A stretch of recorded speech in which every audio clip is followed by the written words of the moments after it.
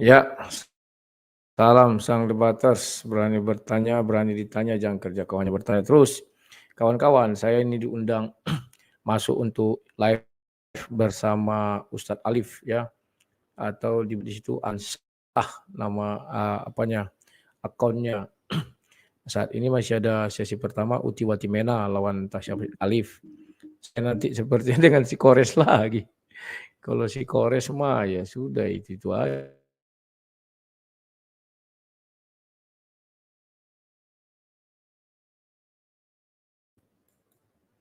Bentar ya. Tes. Oh iya kedengaran. Tapi kalau di sininya dia putar-putar. Kenapa putar-putar ya? Ya, mereka ingin membuat judul mana yang lebih kejam ya antara ajaran Kristen atau ajaran Islam. Jadi kita tunggu aja mereka selesai. Sambil menunggu saya putarkanlah link tersebut. Nah ini. Jatuh-jatuhnya, Dek.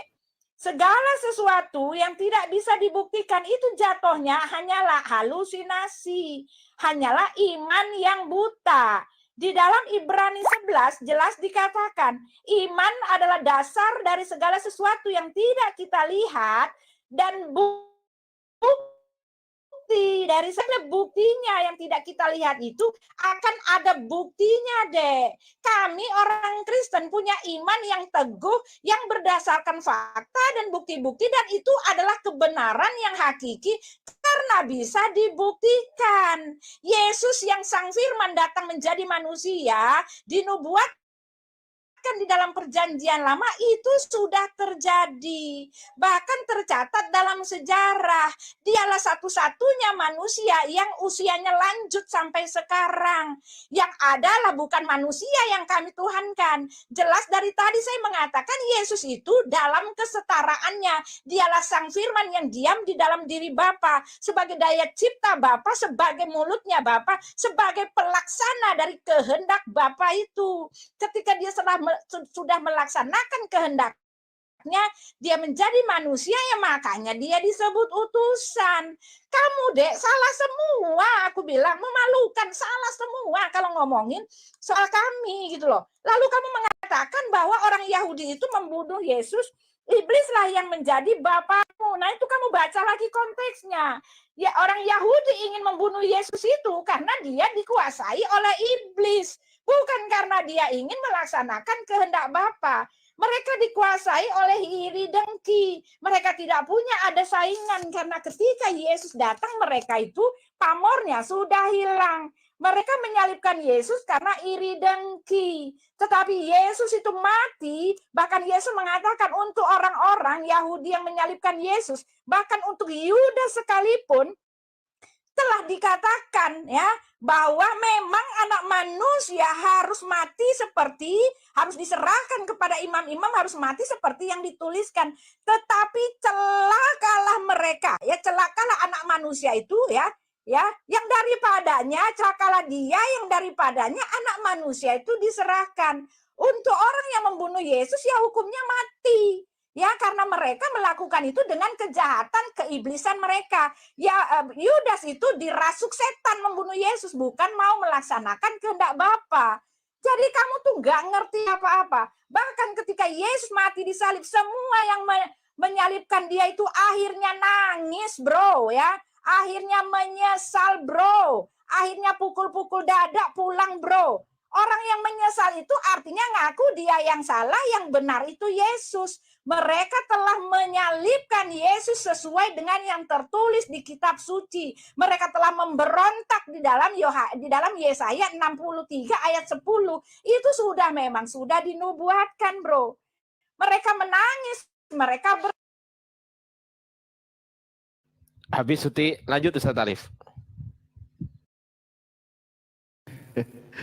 Ya, Bu Uti, baik, terima kasih ya. Semoga tadi sudah dipahami ya konteks ketika menjelaskan tentang bagaimana masalah sohibah tadi atau istri atau pasangan. Karena memang justru yang dikatakan malah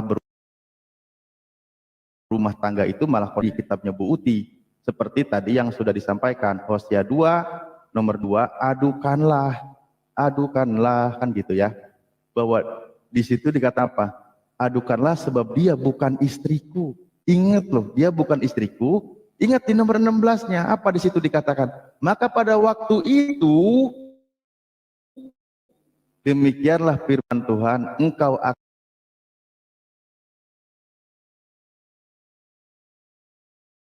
putih.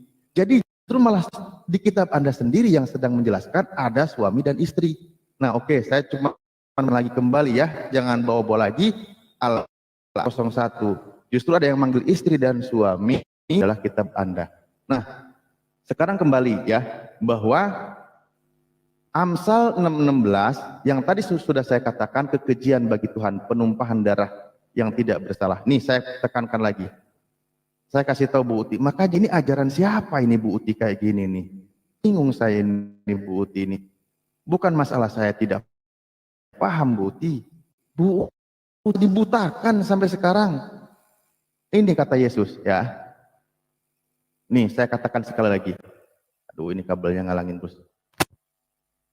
Nah, apa di sini? Kata Yesus kepada mereka, jikalau Allah adalah Bapakmu, kamu akan mengasihi aku. Yesus bukan dibunuh, Bu Uti, berkali-kali bilang. Makanya di situ dikatakan, tetapi kamu berusaha untuk membunuh aku. Nah, apa sehingga berusaha membunuh Yesus itu kehendak siapa? Ya ini kehendak iblis di 4:4. Makanya dikatakan iblislah yang menjadi bapakmu dan kamu ingin melakukan keinginan kamu. Ia adalah pembunuh manusia sejak semula. Ini udah berapa kali? Makanya Bu Uti, konsep penumpahan darah manusia tidak bersalah itu bukan ajaran Yesus dan bukan ajaran Tuhannya Yesus. Pahami. Karena di sini tadi sudah dikatakan, nih kalau tidak percaya nih, 6 perkara yang dibenci Tuhan, bahkan 7 perkara menjadi kekejian bagi hatinya. Mata sombong, lidah dusta, tangan yang menumpahkan darah orang yang tidak bersalah. Ini kekejian bagi Tuhan ini. Bukan konsep Tuhannya Bani Israel dan bukan ajaran Yesus. Kata Yesus siapa? Berusaha membunuh Yesus. Iblislah yang menjadi bapakmu. Nah siapa di situ bapak yang mengajarkan tentang konsep membenarkan pembunuhan terhadap Yesus? Sehingga dikatakan iblislah yang menjadi bapakmu. Nah perlu Bu Uti cari tahu. Nih contoh siapa yang mengajarkan? Yaitu orang-orang yang dipilih sesuai dengan rencana Tuhan, Bapa kita, dan yang dikuduskan oleh Roh supaya taat kepada Yesus Kristus dan menerima perintahnya. Kiranya kasih karunia dan damai sejahtera makin melimpah atas kamu. Nah, ini dengerin Bu Uti. Ini siapa yang mengajarkan percikan darah? Ini siapa ini? Siapa ini? Ada lagi di mana? Di Roma tentang darah. Roma 3:25. Kristus Yesus telah ditentukan Allah menjadi jalan perdamaian karena imam. Dalam apa? Darahnya. Nah, ini bukan ajaran Yesus ini. Penumpahan darah tidak bersalah sudah dijelaskan oleh Tuhannya Yesus. Amsal 6:16 kehendak iblis. Ternyata Roma ini siapa ini? Sehingga konsep pembunuhan manusia tidak bersalah menjadi berkat. Di sini diajarkan dalam darahnya. Bukan itu adalah perbuatan yang dibenci oleh Tuhan, malah dikatakan sebagai berkat penebusan dosa, disucikan dan sebagainya.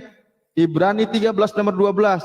Itu jugalah sebabnya Yesus telah menderita di luar pintu gerbang untuk menguduskan umatnya dengan darahnya sendiri.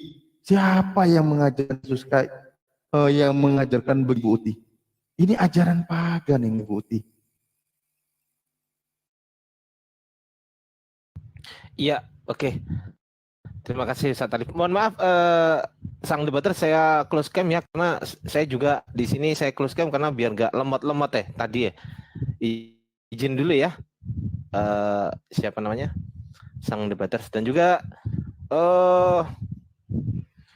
waktunya Bu Uti Watimena kalau sudah siap silahkan berbicara. Saya akan menyiapkan Giliranku waktunya. kapan?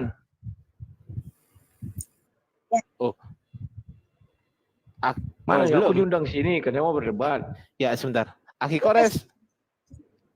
Di sini saya sudah, Pak, ya. Di sini saya sudah, Pak. Dikit lagi, Ya, Pak. masuk.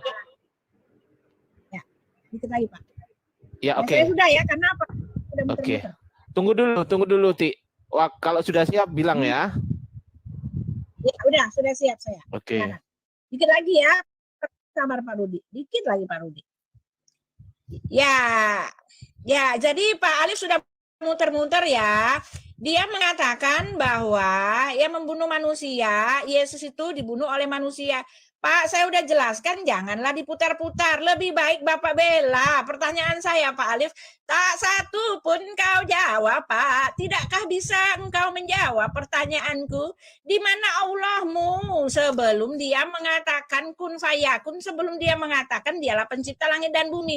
Ini kan cuma halu, Pak. Ketika Bapak tidak bisa menjawab saya sepatah pun, setitik pun, Anda itu sudah mengibarkan bendera putih sebelumnya, Pak. Jadi nggak usahlah ke sana kemari mencomot-comot ayat orang, comot sana, comot sini, gabung-gabungkan cucokologi, lalu membuat narasi yang salah menurut pikiran Anda sendiri, dibenar-benarkan, dipaksakan, ya. Tadi kan saya udah bilang, ya iblislah yang menjadi bapakmu. Orang-orang Yahudi ingin membunuh Yesus bukan karena mereka menuruti kehendak yang dari Bapa. Ya, supaya Yesus mati di salib. Bukan, Pak tapi mereka itu karena iri dan dengki. Oleh sebab itu Yesus mengatakan mereka itu umat yang tegar tengkuk, umat yang memberontak. Ya, Pak sudah dikasih tahu pembunuhan niat di dalam diri mereka itu bukan karena melaksanakan kehendak Bapa, tetapi mereka berdosa atas perbuatan mereka sendiri. Oleh sebab itu mereka itu masuk neraka. Iblis yang jadi bapak mereka karena mereka menuruti hati mereka yang jahat. Ya, ingat ya. Kan Yesus sudah bilang ya, mereka itu akhirnya juga bertobat, Pak. Bapak baca di dalam Lukas itu. Betul, Yesus ini anak Allah ya. Mereka menyesal menyalibkan Yesus karena apa? Karena mereka melakukan itu atas dosa mereka, dikuasai oleh setan dan itu dosa. Yesus walaupun, dengar ya, Yesus walaupun tidak disalibkan dengan cara begitu, ada begitu banyak cara Tuhan untuk melaksanakan kehendaknya mati di kayu salib. Walaupun itu mungkin nggak ada Yudas, ya ada cara lain. Karena dia itu Allah yang Maha Kuasa. Dan karena Yesus ini, kamu tahu, Yesus itu kenapa harus mengikuti kodrat manusia, yaitu dia telah jadi manusia. Jadi peristiwa penyaliban itu berjalan menurut alur peristiwa saat itu sebagai manusia. Sebagai manusia dia itu dibenci, dia itu diirikan oleh orang Yahudi karena mengalahkan kehebatan mereka dalam berapologet menjelaskan Tuhannya. Orang Yahudi membunuh Yesus karena benci, karena dirasuk iblis. Yudas membunuh Yesus karena dia kuasai setan, dia menjual Yesus. Oleh sebab itu ya, Yesus mengatakan celaka, Pak. Jadi itu tidak tahu apa, tidak mengerti. Pertanyaan saya tinggal satu, tolong jawab saya supaya saya tahu Bapak punya jawaban. Kalau enggak jelas ya kata saya, yang kamu maksudkan Allah itu hanyalah halusinasi kamu. Ya, kalau kamu nggak bisa jelaskan, kan tadi sudah bilang, ya yang namanya kebenaran di KBB itu fakta. Ya, di dunia nyata pun kebenaran itu harus ada bukti. Dan iman Kristen ya, Yesus mengatakan tidak pernah aku berbicara dengan sembunyi-sembunyi. Apabila engkau ingin diketahui oleh semua orang, tampakkanlah dirimu. Ya, Elohim Bapa pun begitu mengatakan tidak pernah aku berbicara dengan sembunyi-sembunyi. Tapi Tuhanmu sembunyi-sembunyi semua. Nabi Muhammad sembunyi di Goa Hira. Allah pun mengatakan tidak mungkin aku berbicara dengan manusia. Tidak bisa digambarkan, tidak sama dengan apapun, tidak serupa dengan apapun.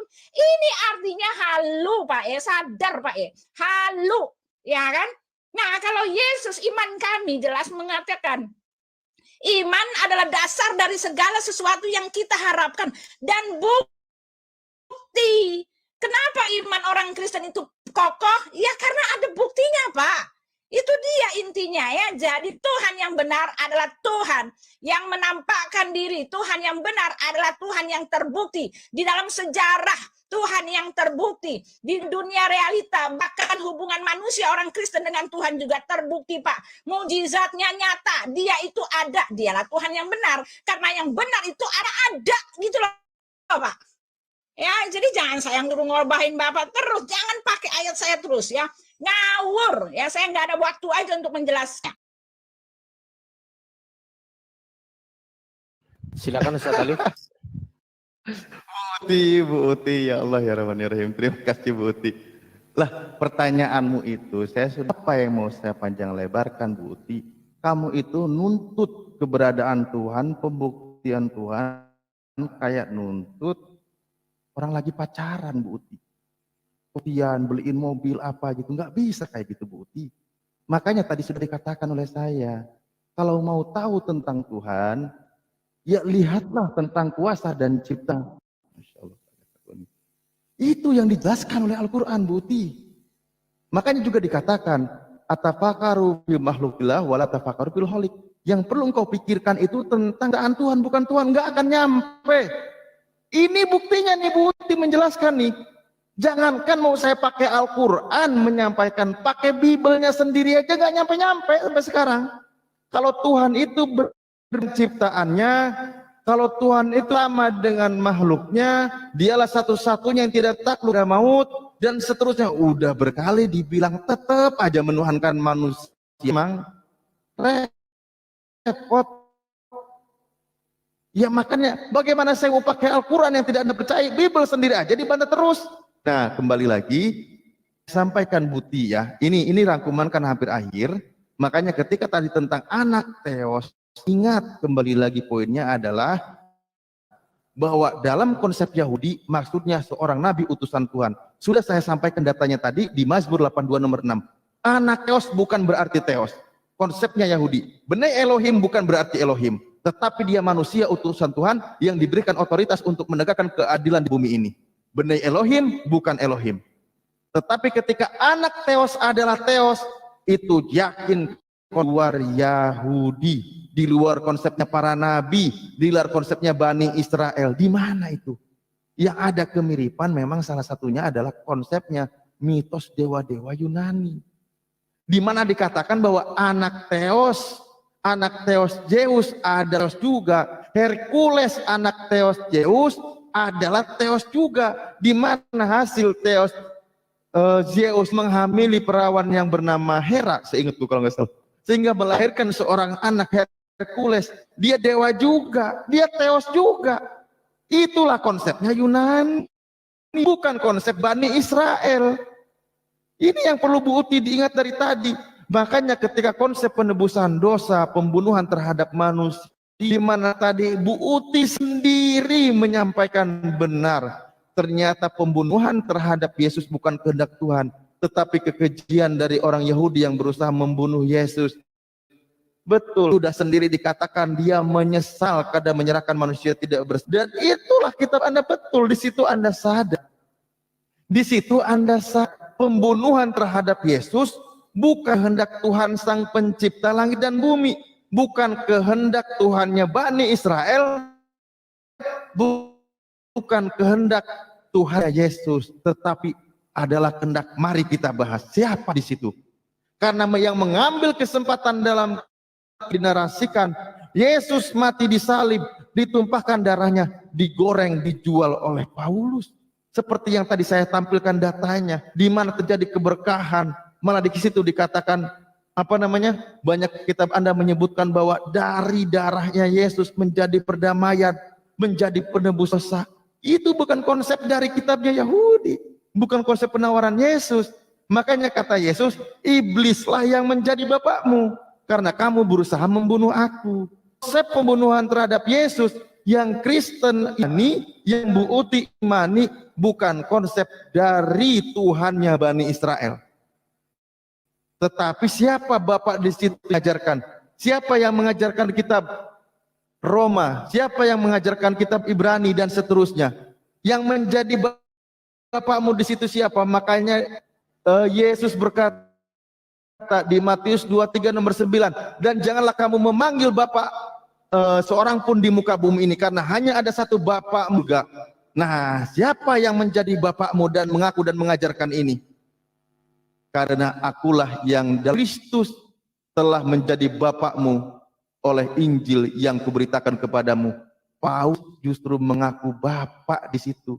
Ternyata Paulus yang menawarkan konsep penebusan dosa melalui penumpahan darah, dan dia mengaku padahal tidak ada satupun bapak. Oke, sudah habis waktunya. Sekarang saya akan tanya kepada kedua belah pihak, mau berapa ronde lagi atau bagaimana? Saya tanya dulu ke Ustadz Alif dan juga Uti Watimena mau berapa ronde lagi, karena di sini mau akan dilanjutkan Bang Rudi Yohanes dan juga Bang Kores. Ya, saya tanya dulu. Aku diundang Gimana ini. Ustadz Alif? Gimana? Closing ya, closing. Tunggu. Sabar Uti. Saya ngomong dulu ya. Gimana Bang Rudi? Saya closing Pak Rudi. Ya, closing dulu. Gimana Ustadz Aku Alif? diundang katanya mau main langsung gimana nih? Iya. Oke, Iya. silakan. Setelah ini ya Bang Rudi ya. Setelah ini ya. Ini ya. Saya closing. Ya, Kalau closing, saya lanjut aja.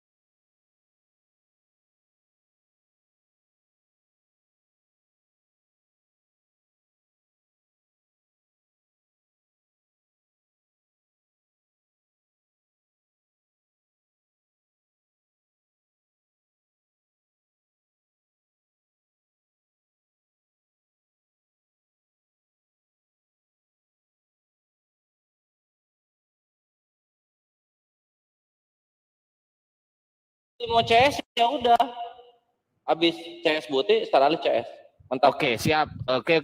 Penutupan berarti ya. Oke, lanjut. Mulai Buti.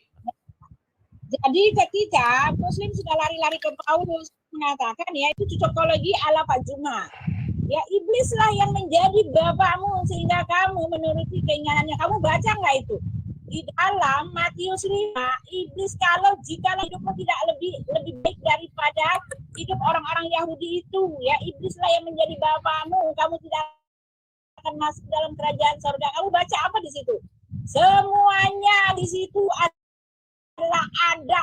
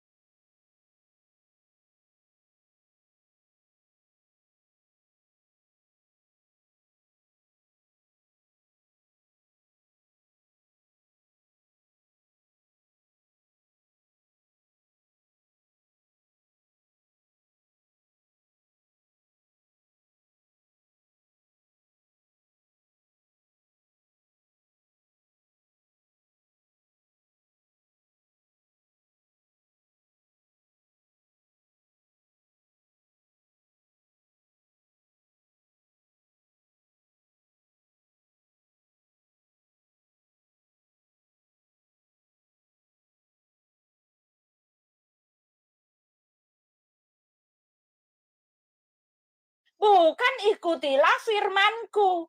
Nah di situ ya keterangannya paling firman 3 yang punya hukum gigi ganti gigi, mata ganti mata, hukum kisas. Yesus itu justru sedang membuka ajaranmu di situ bro ya. Itu kalau kamu baca semuanya ya. Nah kamu lagi mengatakan bahwa itu ajaran pagan.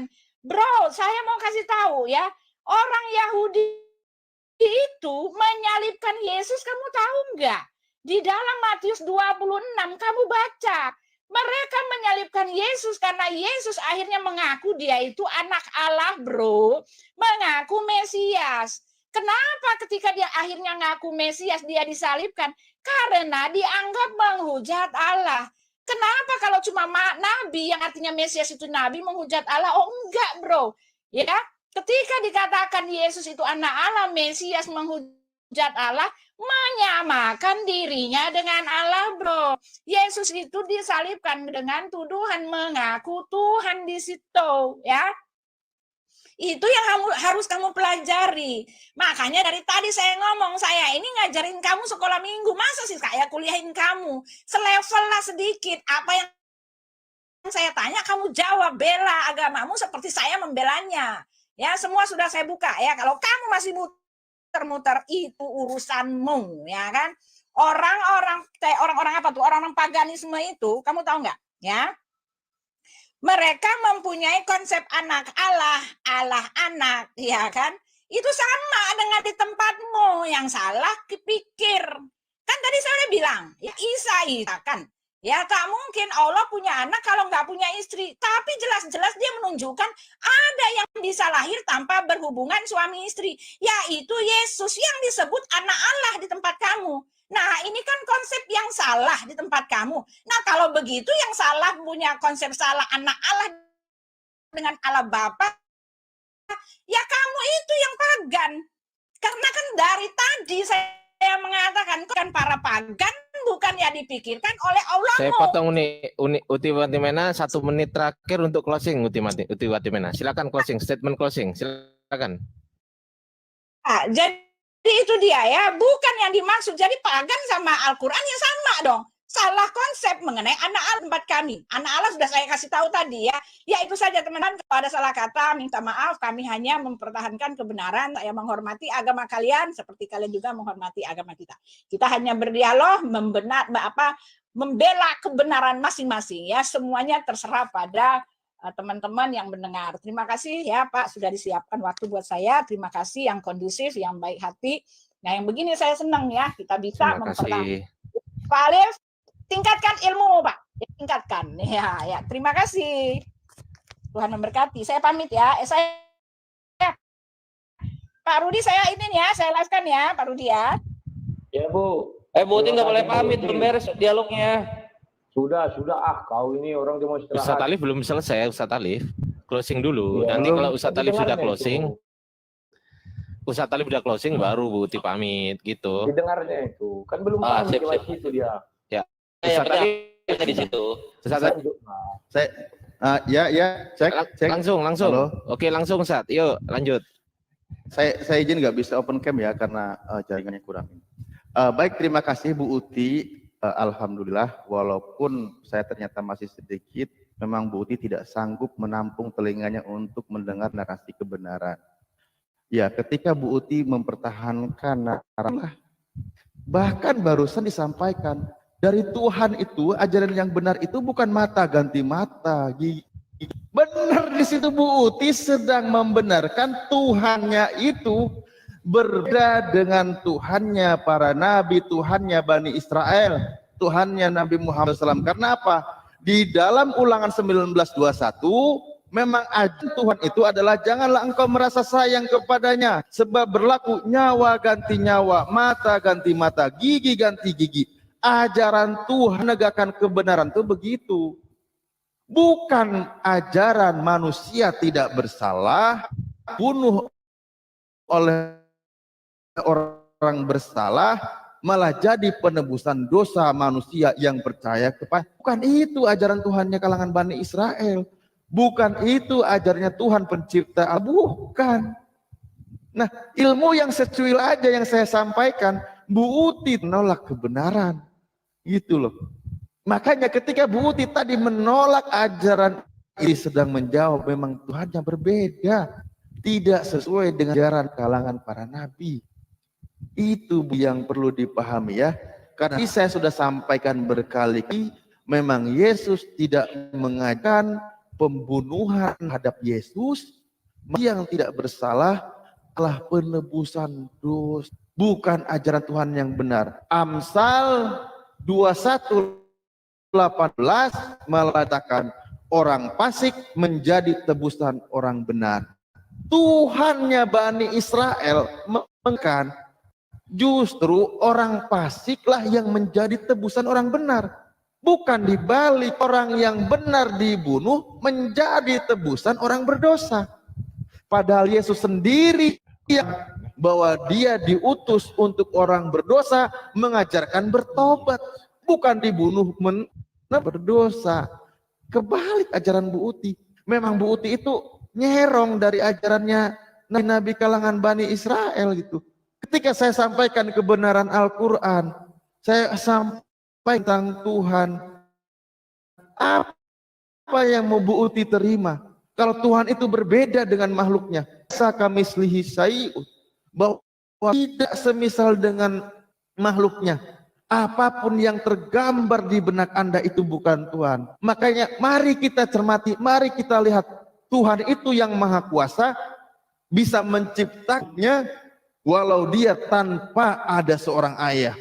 Yaitu kalau di Al-Quran disebut Nabi Isa. Kalau saya melihat kitab Adam menarasikan Yesus seorang manusia terlahir dari seorang suci dan dia bisa lahir ke muka bumi. Sang maha kuasa membuktikan itu di dalam ida aroda antab Allah sayan ayakula lahukum fayakun. Jadi ketika Tuhan menghaki menciptakan sesuatu cukup semudah berkata jadi dia. Dia sedang menunjukkan kekuasaannya dengan menciptakan manusia, seorang manusia terlahir dari perawan suci. Malah ada yang salah paham keajaiban manusia yang diciptakan oleh Tuhan itu malah dituhankan, bukan yang menciptakan manusia itu. Inilah bedanya. Tidak sesuai dengan ajaran para nabi. Padahal Yesus sendiri yang berkata, ketika Anda demikian, apa kata Yesus? Yohanes 4:22, kamu menyembah apa yang tidak kamu kenal. Kami menyembah apa yang kami kenal. Yesus itu menyembah yang dikenal oleh Yesus. Siapa dia? Pencipta langit dan bumi. Sementara Anda menyembah yang tidak kamu kenal. Kamu itu menyembah bukan konsep yang diajarkan oleh Yesus. Seorang utusan Tuhan yang dia mengabarkan kebenaran tentang Tuhan malah dituhankan. Ibarat gini Bu Uti, saya ngirim surat cinta sama Bu Uti, disampaikan oleh Bang Ardiansah, Bang Ardi yang bawa surat cinta itu, malah Bu Uti bilang, Bang Ardi, I love you, engkau kasihku. Salah paham. Itu saya, cuman saya bawa pesan lewat Bang Ardi sebagai host, seorang host yang menyampaikan surat cinta saya. Bu Uti malah salah orang. Itu Bu Uti poinnya. Terima kasih Bu Uti ya. Mohon maaf apabila ada perkataan yang berkenan kepada Allah. Mohon maaf. Ya, alhamdulillahirabbil alamin. Baik teman-teman sekalian yang menonton live ini, terima kasih. Saya ucapkan sabar. Terima kasih. Saya closing dulu dari keduanya ini ya. Terima kasih saya ucapkan kepada Ustadz Alif dan juga Ibu Uti Watimena selaku pengisi acara di sini. Dan semoga kedepannya Bu Uti sama Ustadz Alif mau melanjutkan sesi yang kedua ya. Gimana Ustadz Alif atau Bu Uti? Setuju? Kalau saya mau berapa rondanya sama Bu Uti, ayo. Wih, mantap. Bu Uti gimana, setuju Bu Uti? Tapi Alif sombong. Aku tadi masuk ke channelnya nggak dinaik-naikkan tadi siang. Kapan? Tadi siang lah. Enggak, aku kalau buka live, aku enggak fokus ke partisipan, aku fokus diskusi karena ada moderator yang naikin, jadi aku enggak nyimak Bang Rudi. Maaf ya. Ya.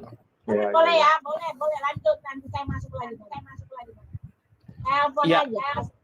Oke, terima kasih ya Bu Uti. Makasih ya Bu Uti. Ya, saya live-kan ya. Boleh saya live-kan ya. Ya. Ya, silakan. Jadi kita sambut. Pendebat tuh. Oke, mungkin ada kata-kata sebelum pamit, Bu. Ya. Kebenaran adalah milik yang ada buktinya. Itu harus dipikirkan. Yang berbukti selalulah yang benar. Udah, titik. Terima kasih Bu Uti. Oke, mungkin Ustadz Alif ada sepatah dua kata yang mau disampaikan. Silakan Ustadz Alif. Baik, kebenaran yang benar itu, ingat poinnya, jangan pernah menuhankan manusia dan jangan pernah memanusiakan Tuhan. Itu aja. Terima kasih Ustadz Alif, terima kasih Bu Uti Watimena. Untuk diskusi sesi Ustadz Alif dan Ibu Uti Watimena pada pukul 22.00 pas ini kita tutup teman-teman, dan kita akan lanjut dengan diskusi dari Akhi Kores dari Islam, dari Muslim, dan juga sang debates Bang Rudi dari pihak Kristen. Apakah Akhi Kores sudah monitor? Yuk. Oke. Open cam nih. Apakah sang debaters iya, sudah dong, monitor? kakak. Ustadz Alif di sini aja, jangan kemana-mana Sudah. Ustadz. Oke, sudah. Oke. Uti Watimena mau di sini atau mau turun? Turun lah. Going down. Oke, terima kasih Uti. Saya turunin ya. Thank you ya. Naik nanda hal. Oke. Sebelumnya ini mau disepakati seperti apa? Apakah mau disepakati sesi 1, sesi 2? Sesi 1 opening 6 menit, 3 menit per narasumber, 3 menit per narasumber ya. Kemudian sesi kedua bertanya 3 menit, menjawab 6 menit. Berapa putaran? Silakan disepakati Akhi Kores dan juga Bang Rudi, silakan. Monggo, Kores, berapa putaran? Ya, Lai, ini Lai, apa yang bertanya berapa? Bertanya berapa tadi? Yang bertanya menjawab ya? Atau yang digabung? Ya terserah, bebas. Kalau di sini saya tawarkan, kalau tawaran saya disetujui silakan. Bertanya 3 menit, menjawab 6 menit, atau mau bertanya 2 menit, menjawab 5 menit, atau menjawab 4 menit. Silakan. Saya ngikut aja. Bertanya 2 menit, menjawab 5 menit. Itu kayaknya bagus. Bertanya berapa? 2 menit. Menjawab? Menjawab 5 menit. Seminggu. 5 menit 5 cukup. menit. Oke, siap. Oke, berapa putaran maunya atau kondisional aja? Enggak dong, enggak. Disepakati dong. Silakan, berapa putaran? 6 putaran aja, 6 aja ya. 6 putaran. Oke, 6 putaran ya. Berarti ada 6 kali pertanyaan, 6 kali jawab. 6 kali jawab. Sepakat ya, Akhi Kores? Aman, ya, mantap. Oke, sebentar, saya tulis dulu. Oke, siap. Untuk pertama kalinya, openingnya per masing-masing narasumber opening 3 menit. Tunggu, ambil apa dulu pena. Dia ambil Ya. pena di sini. Silakan. Oh, pakai pena. Oke, pena, buset. Generasi 45 nih. Maklum lah sekolah. Masih ada penanya. Oke, silakan Kores. Tunggu dulu. Opening 3 menit per narasumber dari Islam maupun Kristen, dan dilarang nyebrang kemana-mana dulu ya. Sepakat ya? Ya, kalau bisa menjawab pun enggak usah nyebrang lah menjawab. Enggak, pas waktu opening. Oh, iya. Gitu ya. Oke, Ya, sepakat ya. Oke, saya mulai dari pihak Islam atau dari pihak Kristen dulu saya tanya.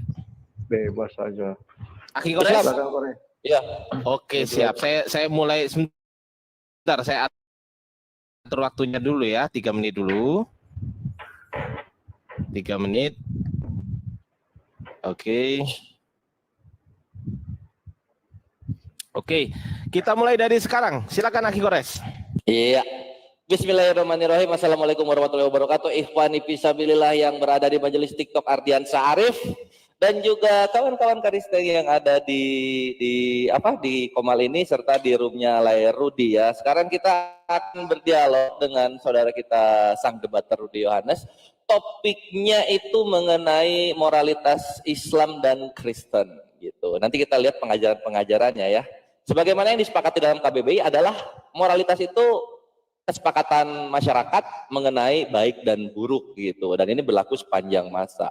Lalu bagaimana Islam menaungi moralitas yang ada di dalam ayat-ayat dari Tuhan Allah Azza wa Jalla? Itu bisa kita lihat di Al-Qasas ayat 77 di mana Allah berfirman, carilah negeri akhirat dengan apa yang telah dianugerahkan Allah kepadamu. Tetapi janganlah kamu lupakan bagianmu di dunia dan berbuat baiklah. Berbuat baiklah sebagaimana Allah telah berbuat baik kepadamu. Dan janganlah kamu berbuat kerusakan di bumi. Sungguh Allah tidak menyukai orang-orang yang berbuat kerusakan. Islam tidak hanya mengenai firman Allah saja, tapi bagaimana pembuktian umat-umatnya. Sehingga ketika umat-umatnya melakukan sesuatu, kita lihat adakah dasar dalilnya. Ketika ada, benar sudah agamanya. Kalau nggak ada sama sekali ya jangan diklaim itu dari Tuhannya gitu kan, kayak gitu. Nah terus sebagaimana apa yang difirmankan Allah dalam Al-Qasas ayat 77, prakteknya pun dilakukan oleh Nabi kami Muhammad Shallallahu Alaihi Wasallam. Bisa kita lihat ya, bisa kita lihat di sini. Aku akan ini dulu. Waduh, punya ya. Nah, bisa kita lihat dalam hadits Jami' Tirmizi nomor 2645. Di sini dikatakan Tamimah Al-Hujaini dari salah seorang kaumnya, dia berkata, aku mencari Nabi Shallallahu Alaihi Wasallam, namun aku tidak menemukan beliau. Ketika aku duduk, tiba-tiba ada seseorang berada di tengah kumpulan orang-orang, namun saya tidak mengenalnya. Sementara dia tengah mendamai antara mereka. Setelah itu sebagian di antara mereka berdiri bersamanya, lalu mereka berkata, wahai Rasul Allah. Ini prakteknya. Gitu. Jadi Nabi Muhammad itu di kalangan kaumnya dia adalah raja damai. Sebagai pembuktian dari Al-Qasas ayat 77, raja damai, ada buktinya, mendamaikan. Mana dia?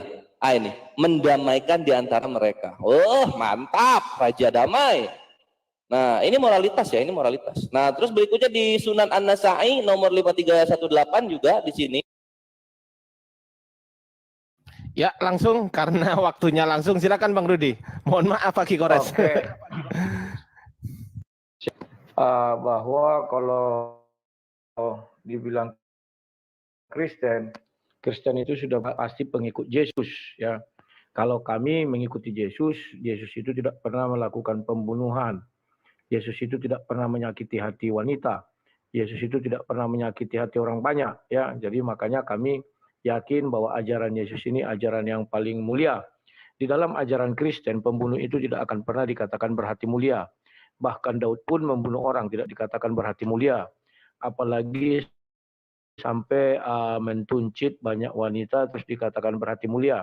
Yesus itu tidak pernah mengatakan itu dosa, tetap dosa, maka di Alkitab banyaklah dosa ditunjukkan. Bagaimana Raja Daud mengambil Bersyeba itu adalah dosa. Bagaimana Lot dan anak-anaknya itu adalah dosa. Ya, kami tidak memanut paham pembelaan terhadap dosa. Ya, makanya saya ikut ajaran Yesus ini karena ajaran Yesus ini sangat mulia dan Yesusnya pun mulia ya. Nah, kemudian dari semua itu ya Yesus mengajarkan dua hukum kasih. Kasih kepada Bapa di sorga dan kasih kepada sesama manusia. Di luar itu tidak ada kasih kepada yang lain-lain ya. Nah, jadi inilah yang saya rasakan bahwa pengikut Yesus itu adalah satu keberuntungan. Bahwa kami tidak diajari dari lahir sudah mengata-ngatai orang kafir. Karena Yesus mengatakan barang siapa mengatakan saudaranya kafir akan dibawa ke mahkamah agama ya. Ketika kami lahir langsung mengatakan kafir, artinya kami punya hutang kebencian, hutang darah kepada kafir-kafir itu. Tapi itulah indahnya hidup dalam Yesus, kami lahir tidak punya hutang kebencian. Tapi kami lahir sudah mengasihi, kasihilah sesamamu, cintailah sesamamu ya. Jadi itulah yang bisa saya sampaikan. Sekian dan terima kasih. Silakan. Masih ada waktunya? Enggak apa-apa, habis saja. Baik. Sudah, itu aja. Terima kasih. Jadi saya close dulu. Sambil tanya mungkin Aki Kores dan juga sang debaters Bang Rudi, silakan disiapkan datanya. Saya akan atur waktunya, yakni pihak Muslim duluan yang bertanya kepada pihak Kristen, pertanyaan 2 menit. Nanti pihak Kristen menjawab selama 5 menit. Dan juga ada waktu untuk menanggapi daripada pihak Muslim. Begitu ya? Siap ya? Iya, Bu. Oke, sebentar, 2 menit. Sebentar. Saya atur dulu waktu 2 menit. Oke, terima kasih waktunya. Jadi belum. Oh, belum. Selo lah ngehe. Ya, ini pertanyaan dari Aki Kores. Siap-siap Bang Rudi dicatat.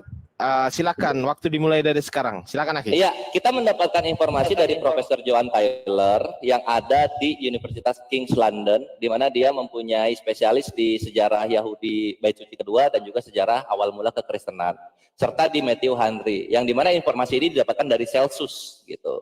Bahwa dikatakan di sini Yesus itu berjalan-jalan dengan cara yang memalukan di mata orang banyak. Dan dia mendapatkan kehidupannya dengan cara yang sangat memalukan.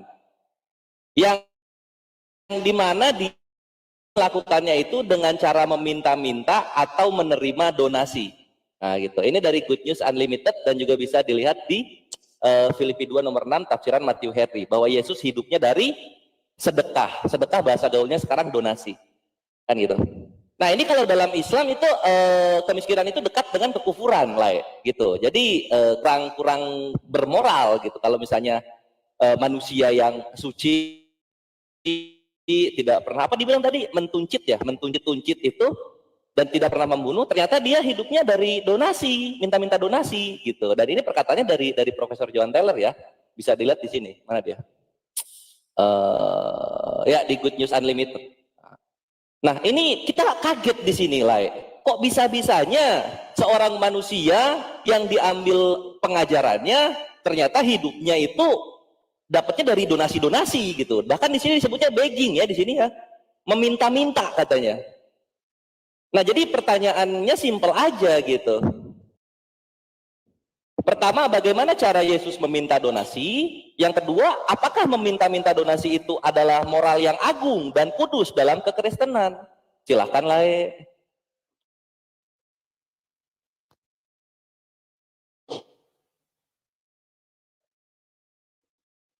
Tuhan, masih ada waktunya.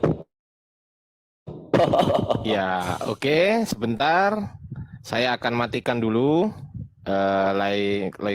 Lai Rudi, saya waktunya. Lai Rudi, silakan share datanya untuk menjawab pertanyaan dari Aki Kores. Waktu menjawabnya Lai Rudi sesuai dengan kesepakatan awal, yakni 5 menit. Apakah Lai Rudi sudah siap menunjukkan data dan menjawab? Sudah siap, sudah siap. Siap, saya mulai dari sekarang. Silakan. Ya. Ya. Terima kasih. Baru saya dengar adalah orang minta donasi dikatakan tidak berakhlak. Ya, itu adalah pernyataan yang keliru. Kenapa? Ustadz Somad aja, tolong bantu donasi untuk Al-Quran, cetak Al-Quran. Jadi tidak berakhlak lah itu ya. Dan banyak lagi ya. Tapi saya tidak ke situ. Itu maksudnya di Matius 10 ya kawan-kawannya. Bahwa di situ Yesus mengatakan, pergilah, katanya kan diutus 12 rasul. Jangan membawa apapun. Ya. Jadi mereka tidak membawa apapun, mereka mengabarkan Injil, jemaat yang memberi makan, ya. Jadi dia bukan mengemis, tapi kalau berdonasi tidak masalah ya. Beda dengan mengemis. Kalau mengemis itu sering kita lihat kalau di kelenteng-kelenteng mau acara apa namanya itu ya Imlek, ada itu yang pakai baju-baju dari Yahudi yang tutup kerudung kepala itu mengemis-ngemis, itu baru nggak berakhlak. Tapi kalau dia mengabarkan Injil dari rumah ke rumah, terus yang punya rumah memberi dia makan, itu tidak masalah ya. Maka dibilang Yesus jangan bawa 2 lembar pakaian, bawa yang ada di dalam tubuhmu aja ya. Dan itu diwejawantahkan sekarang di dalam kehidupan para pastor. Pastor itu menjadi gembala, tapi dia hanya bawa 1 baju aja, baju yang melekat di tubuh. Nanti jemaatlah yang memenuhi kebutuhannya, itu bukan mengemis. Kalau dia mendapat donasi itu kan dari jemaat, itu ucapan terima kasih jemaat kepada gembalanya ya. Nah, jadi saya belum menemukan satupun dari ucapan si Kores yang membulang bahwa Kristen itu sesuatu yang tidak berakhlak ya. Saya tidak paham. Karena sampai hari ini saya mencari belum saya temukan Yesus membunuh. Saya belum menemukan Yesus menampari orang, enggak pada. Yesus mentuncit orang ganti-gantian, enggak ada itu. Yesus mencungkil mata orang juga enggak ada ya. Jadi itulah yang bisa saya katakan kepada kalian. Ya, begitu saja. Terima kasih. Maaf, saya potong sebentar. Waktunya kan ada 5 menit. Saya sebagai moderator sudah saya catat pertanyaannya. Saya ulang lagi untuk dijawab. Pertanyaan pertama adalah 1. Bagaimana cara Yesus meminta donasi? Kedua, apakah meminta donasi adalah moral yang agung di dalam kekristenan? Itu sudah saya catat. Betul begitu memang. Saya sudah catat. Silakan, waktunya masih ada 2 menit 30 detik. Silakan Bang Rudi. Ya. Itu kan sudah saya jelaskan. Mereka tidak mengemis, tapi mereka datang menginjil, dikasihlah donasi. Ayatnya ada di Matius 10 ketika mereka mulai menginjil, di apalagi Injil Sinoptik lainnya. Jadi jangan kamu membawa baju ada 2, katanya pakaian, ikat pinggang ada emas segala macam. Jangan, tinggalkan semua. Itu bukan mengemis. Jadi itu bukan tidak ada akhlaknya, justru berakhlak. Kita datang kepada seseorang, kita injili dia memberkati kita, apa salah? Kan tidak. Kalau dia menggunakan kalimat yang tadi itu kan sangat tendensius. Kita nggak kenal siapa orang itu. Saya lebih kenal yang ada dalam Alkitab, Matius 10 itu. Itu sangat jelas dan apa yang dikatakannya itu juga tidak keluar dari konteks itu ya. Bagaimana cara Yesus menerima donasi? Ya itu tadi aku jelaskan. Dia datang dari rumah ke rumah, orang ke orang, banyak mengikut dia, dikasih dia derma, dikasih dia makanan, minuman, ketika ke tempat si Zakheus juga diajak makan ya. Jadi tidak ada di situ yang salah. Oke? Ada lagi? Nah ini, aku bacakannya di Matius 10 itu ya. Dibilang di situ, jangan kamu membawa emas atau perak dan tembaga dalam ikat pinggangmu. Jangan kamu membawa bekal dalam perjalananmu. Jangan kamu membawa baju 2 helai, kasut atau tongkat, sebab seorang pekerja patut mendapat upah. Apabila kamu masuk kota atau desa, carilah di situ seorang yang layak dan tinggallah padanya sampai kamu berangkat. Jadi mereka tidak mengemis, tapi mereka tinggal di rumah-rumah jemaat. Apabila kamu masuk rumah orang itu, berilah salam kepadanya. Jika mereka layak menerimanya, salammu itu turun ke atasnya. Jika tidak, salammu itu kembali kepadamu. Dan apabila seorang tidak menerima kamu dan tidak mendengar perkataanmu, keluarlah dan tinggalkan rumah itu atau kota itu. Bebaskanlah debunya dari kakimu. Aku berkata kepada sesungguhnya pada hari penghakiman tanah Sodom ini dan selanjutnya. Ya, itulah cara Yesus, dan Yesus mendapat berkat ya, atau kita bilang donasi, silakan kalian mau bilang apa. Tapi Yesus tidak pernah mengemis seperti orang yang di kelenteng setiap mau hari Imlek menggunakan pakaian Yahudi. Mereka mengemis-ngemis di situ, bahkan berebutan sampai ada yang mati atau yang lain-lainnya. Terima kasih. Waktunya masih ada lagi? Udah. Baik, akan saya berikan waktu 3 menit untuk menanggapi dari jawaban sang debaters. Ya, Perah Estar sudah siap? Waktu 3 menit. Siap dok, siap banget. Oke, siap. 3 menit bisa dimulai dari sekarang. Silakan. Ya, jadi baru mulai lah ini sudah tidak menjawab dan berbohong ya. Ini datanya Kores, ini kudus loh data Kores ini. Nih ya, nih dari Profesor John Taylor dalam Good News Unlimited. Di sini ada kata begging lah, ada kata begging. Begging itu apa? Kita tinggal terjemahkan saja di sini. Yesus berkeliaran dengan cara yang paling memalukan di antara semua orang, di mata semua orang. Dan bahwa dia mendapatkan penghidupannya dengan cara yang tercela, yaitu dia melakukannya dengan mengemis dan menerima sumbangan. Selamat datang di kebenaran. Jadi orang-orang yang di kelenteng pakai baju Yahudi, itulah pengikut Yesus sejati. Karena sama-sama mengemis gitu loh. Lai harusnya menjawab, apakah minta-minta donasi itu adalah hal yang bermoral agung dalam kekristenan. Kan gitu. Sama bagaimana cara Yesus minta donasi gitu. Ini Yesus minta donasi buat hidupnya ya, bukan buat bikin perjanjian baru atau bikin apa, ngasih makan orang. Bukan. Ini jangan dibohongin data Kores. Di sini juga Matthew Henry ya sama tuh. Yesus hidup dari sedekah. Matthew Henry, siapa mereka berdua ini? Pertama John Taylor yang aku bilang.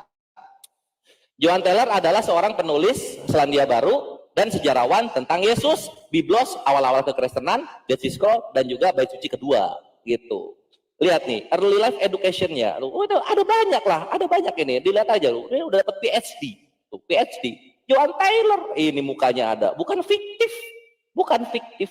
Matthew Henry, ini orangnya tuh, rambutnya keriting, belah 2. Matthew Henry siapa? Dia adalah seorang British non-conformist minister, seorang penulis yang juga lahir di Wales, dan dia itu adalah yang paling terkenal dalam Biblos 6 jilid komentari atau tafsiran. Wah, tukang tafsir dia. Tukang tafsirnya orang Kristen Inggris. Jadi ada dua orang sepakat Yesus hidupnya itu dari sedekah, dan satu orang sepakat Yesus itu hidupnya ngemis-ngemis untuk penghidupan. Itu dijawab, jangan malu. Gitu.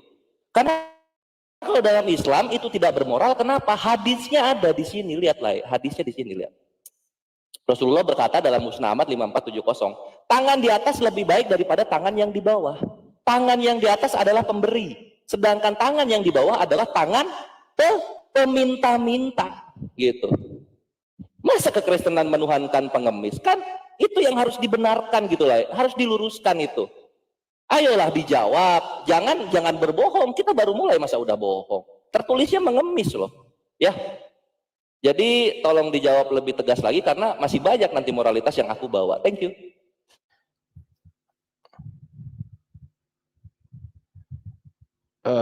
Baik, untuk Akhi Kores, terima kasih. Ya, jadi di sini ada waktu 2 menit untuk sang debaters. Yang pertama bisa digunakan untuk menyanggah pernyataan dari Akhi Kores itu plus sekaligus bertanya kepada Akhi Kores, ya. Gimana bisa dipahami mungkin sang debaters? Ya, bisa harusnya aku tanggapi dulu 2 menit, baru aku nanti bertanya. Enggak, 2 menit itu sekaligus komentar. Ya, 2 menit itu sekaligus bertanya dan juga langsung boleh. Menanggapi plus bertanya. Nanti ada sesi TikTok-an nanti di belakang nanti. Siap. Gitu ya. Okay. Jadi sekarang silakan menanggapi yang barusan plus bertanya kepada Akhi Kores. Gitu ya. Waktu dimulai 2 menit dari sekarang. Silakan. Ya, terima kasih. Saya dari dulu selalu melihat si Kores ini ya, bahwa dia saya dari sini ya, bahwa dia adalah golongan orang nggak tahu malu. Yang dibacanya rupanya penafsir, dan hidup penafsir itu bukan di zaman Yesus. Ngapain aku baca penafsir itu? Yang ku baca Alkitab. Memang benar perintah Yesus jangan membawa apapun.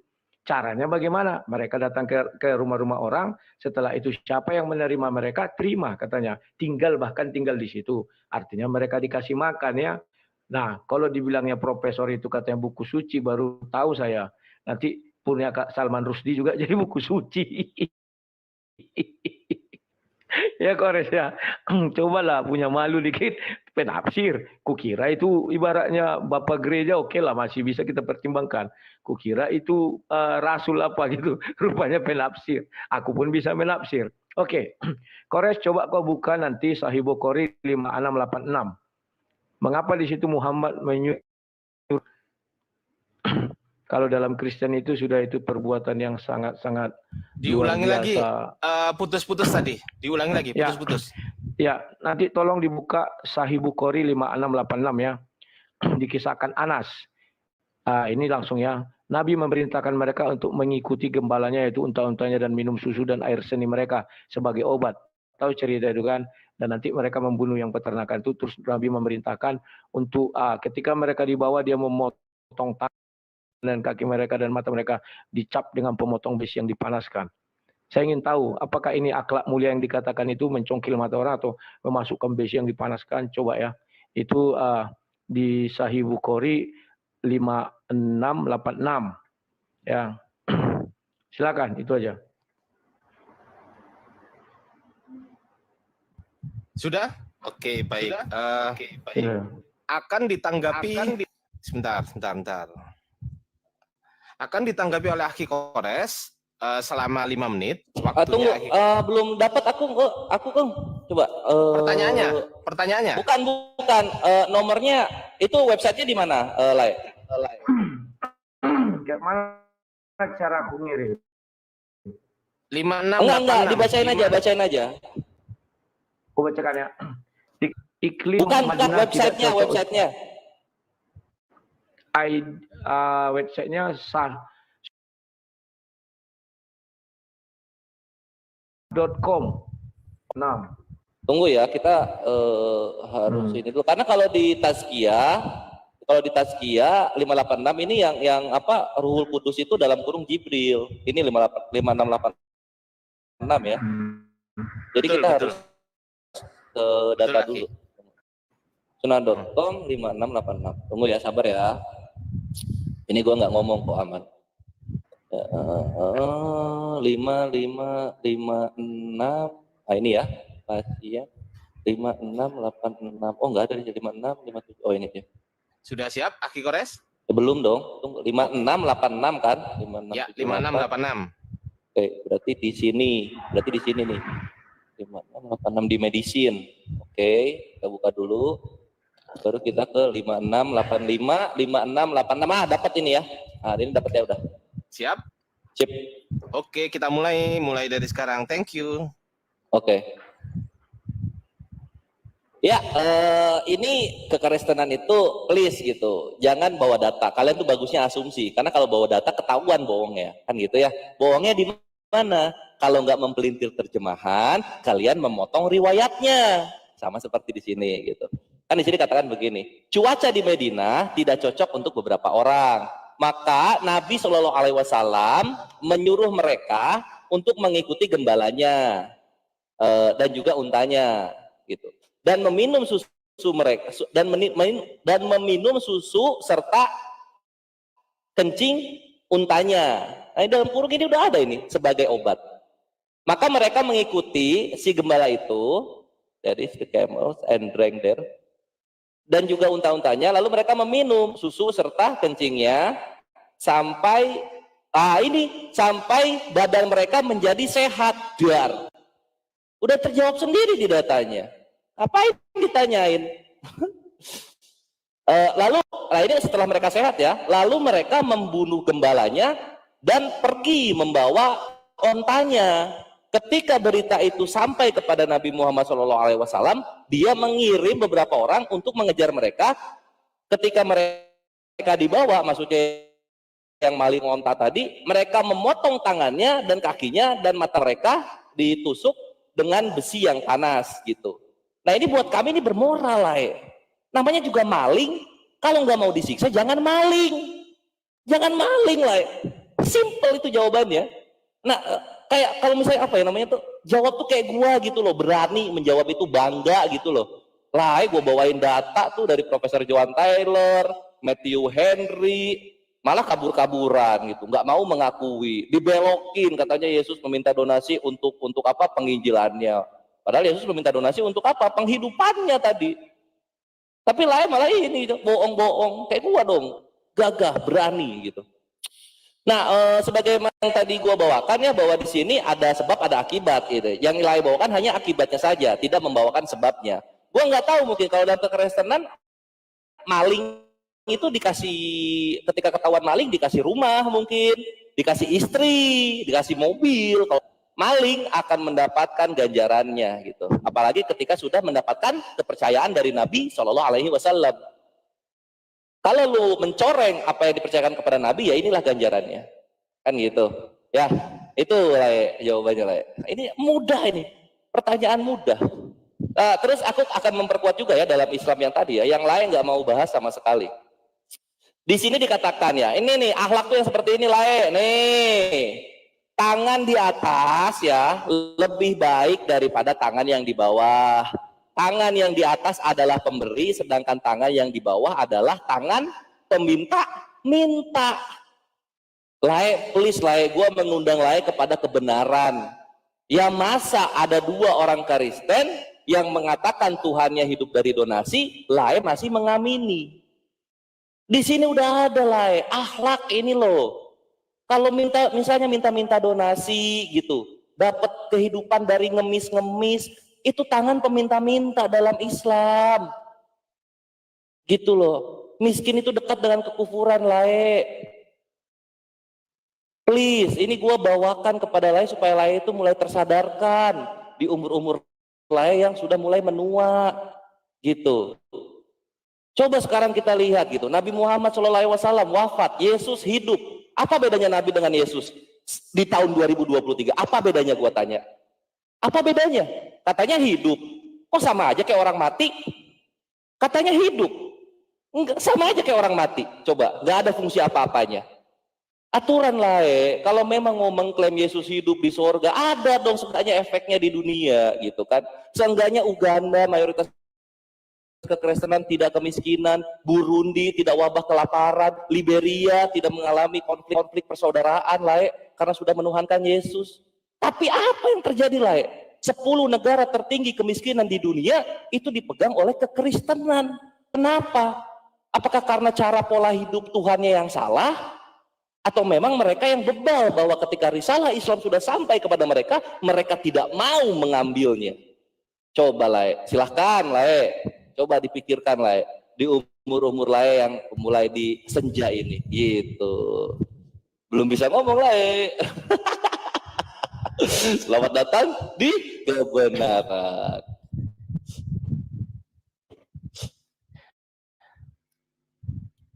Baik, terima kasih. Barokallah Hunilendra, barokallah. Baik, terima kasih atas jawaban daripada Bang Kores, Aki Kores.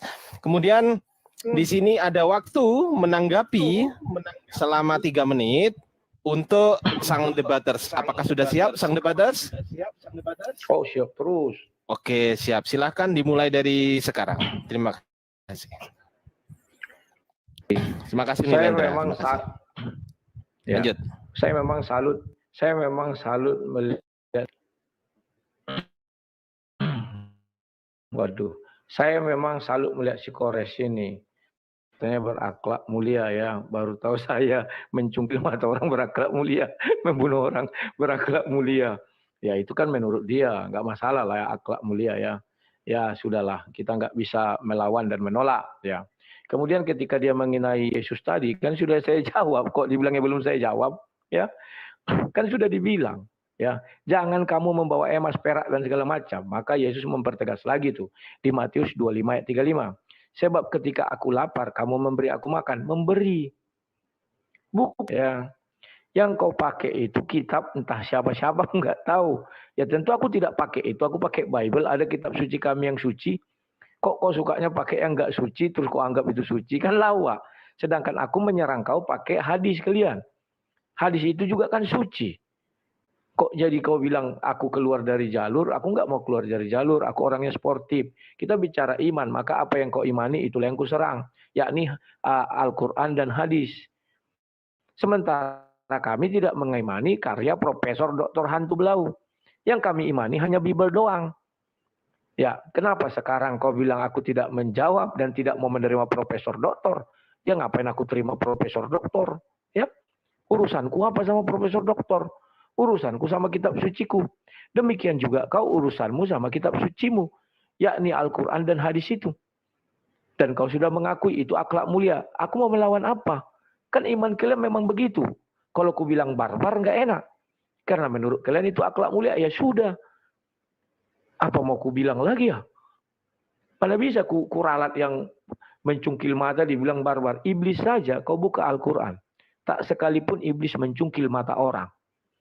Sudah iblis itu. Nah ini ku bilang sama kau Kores. Pahami. Iblis itu bapak dari segala kejahatan. Dia pun tidak pernah mencongkel mata orang. Membunuh orang nggak pernah. Karena Al-Quran menjelaskan tugas iblis hanya menyesatkan, bukan membunuh. Makanya aku nggak salahkan kau mengatakan itu akhlak mulia. Kalau kau katakan itu tidak akhlak mulia, berarti iblis pernah membunuh.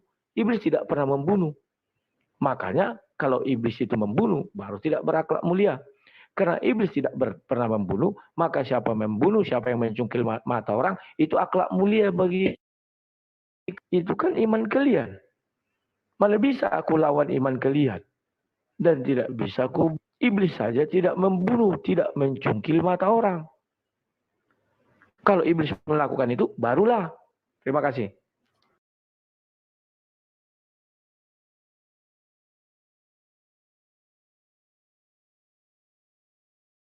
Baik, terima kasih atas tanggapannya. Kemudian di sini masuk ke putaran putaran pertama, kemudian Bang Kores yang bertanya, putaran pertama, putaran yang kedua Sang Debaters yang bertanya. Sekarang kita masuk ke putaran ketiga. Bang Kores bisa menanggapi dari sang debaters barusan dan juga langsung bertanya juga dengan waktu kurang lebih 2 menit. Apakah sudah bisa dipahami, Akhi Kores? Man, gampang, lanjut.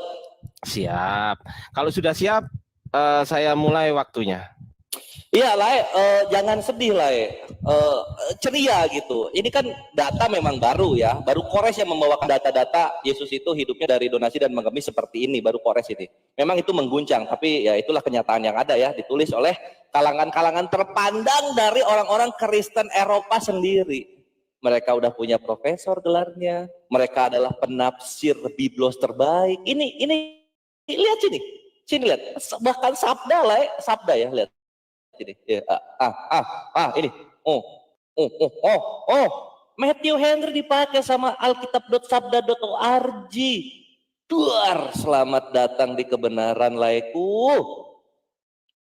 Selamat datang di kebenaran, Lai. Terus perkara iblis, kenapa iblis tidak mencongkel? Karena iblis yang dicongkel oleh Rasulullah SAW itu adalah iblisnya itu sendiri. Harusnya Lai ketika menjawab itu kasih tahu, oh kalau di kami ada maling, kami kasihi, kami kasih apa gitu dong jawabnya gitu. Harus ada pembandingnya gitu. Karena jatuhnya begini Lai, selama Lai tidak membantah, maka seluruh orang yang ngemis-ngemis minta-minta mereka lah pengikut Yesus sejati. Selama Lai tidak membantah, itu kenyataannya. Nah perkara iblis gitu kan, iblis begini dan begitu. Oh orang iblis mengakui Yesus anak Allah. Coba, siapa yang pertama ada? Iblis. Siapa yang tahu Yesus anak Allah? Iblis. Siapa orang-orang yang mengikuti Yesus adalah anak Allah? Siapa? Siapa? Kristen. Sehingga Kristen mengikuti jejak iblis. Itulah kenapa kasihilah musuhmu. Nanti kalau gua tanya kasihilah iblis gimana caranya? Bingung sendiri orang Kristen. Tapi gua nggak mau ke sana. Sekarang yang akan gua tanyakan di sini lah. Wahyu 19 nomor 7, di sana ada perkawinan anak domba. Nah, itu moralitasnya gimana tuh? Ketika ada orang-orang Kristen mengawini Tuhannya sendiri. Nah, itulah itu tolong dijawab gitu. Karena buat kami mengawini bidadari. Baik, terima kasih Akhi Kores atas pertanyaannya. Jadi, tunggu ya. Saya end off dulu ya. Jangan dijawab dulu, Laiku. Jadi setelah Mbak Akhi Kores bertanya selama 2 menit tadi, kemudian di sini silahkan untuk sang debaters menjawab pertanyaan tersebut dengan waktu 5 menit. Kalau sudah siap, katakan siap, akan saya siapkan. Sudah siap? Siap terus. Siap. Baik, terus. 5 menit dimulai dari sekarang. Ya, kau tambah membuat iblis lebih mulia daripada manusia ya. Iblis itu tidak punya dosa karena tidak pernah mencongkel mata manusia. Ya, iblis nggak pernah.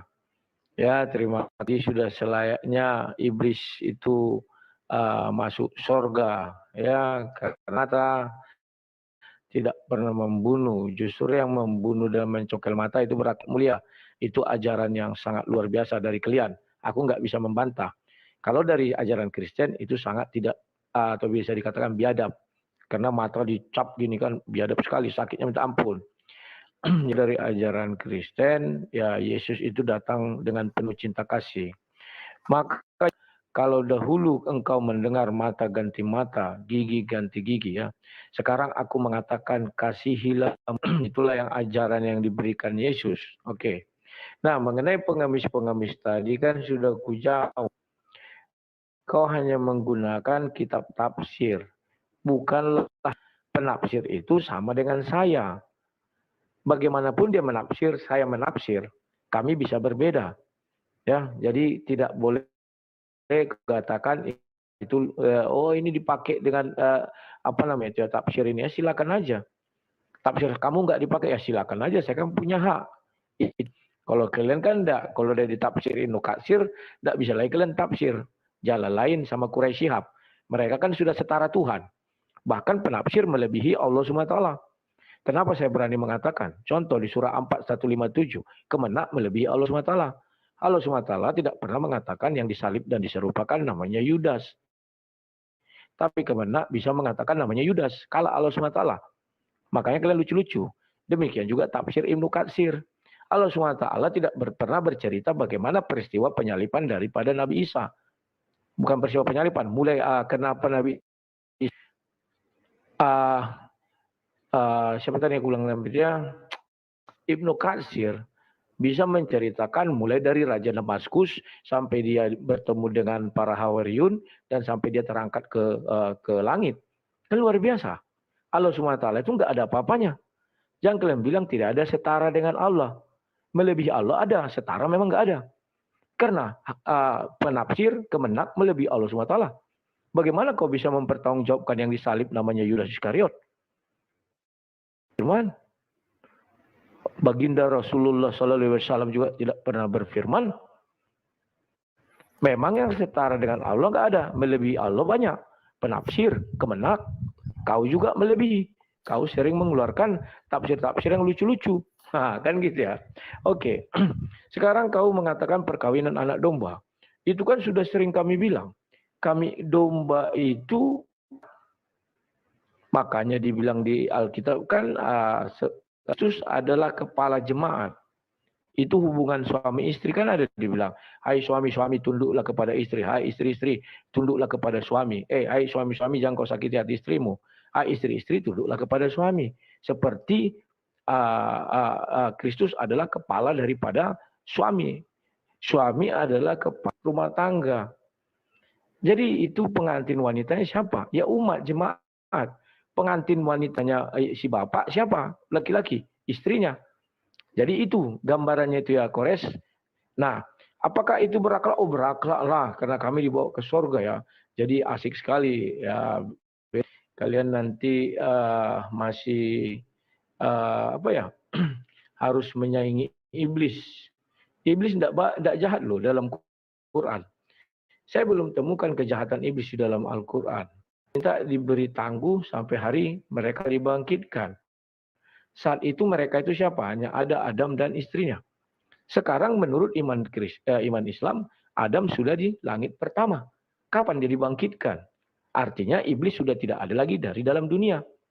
Makanya kata si Kores, mulia jikalau orang mencungkil mata. Bukan mencungkil loh, dipanaskan besi, dicapkan ke matanya. Kalau mencungkil masih enak, tajam. Ini enggak, tumpul, bulat gini, dicapkan ke matanya. Baru dibunuh. Itu iblis sudah tidak ada lagi di bumi loh. Luar biasa. Karena Adam sudah dibangkitkan. Baca surah 7. Surah 7, 12. Situ iblis minta tangguh sampai mereka dibangkitkan. Mereka itu siapa? Adam. Di situ. Dengan istrinya. Adam sekarang sudah di langit ke-1. Maka dalam tubuh kalian. Terima kasih. Oke. Stop. Terima kasih, sang debaters. Saya ingin mengingatkan aja, kalau memang masih mempunyai hak jawab, saran saya dijawab saja, tidak usah nyebrang kemana-mana. Jadi berarti pertanyaannya itu harus dijawab, tidak usah nyebrang ke mana, ke Al-Quran atau ke Bible, kalau memang pertanyaannya itu adalah yang dimaksud. Kemudian nanti ada haknya sendiri kok untuk menanggapi balik, untuk bertanya balik. Gitu ya, Bang Rudi ya? Sepakat ya? Sesuai dengan kesepakatan awal ya? Baik. Nggak kedengeran Bang Rudi. Kayaknya suaranya Bang Rudi ngelek. Tunggu dulu. Jadi menanggapi balik, jadi ada waktu untuk menanggapi balik Akhi Kores selama 3 menit. Apakah sudah siap Akhi Kores? Udah dong.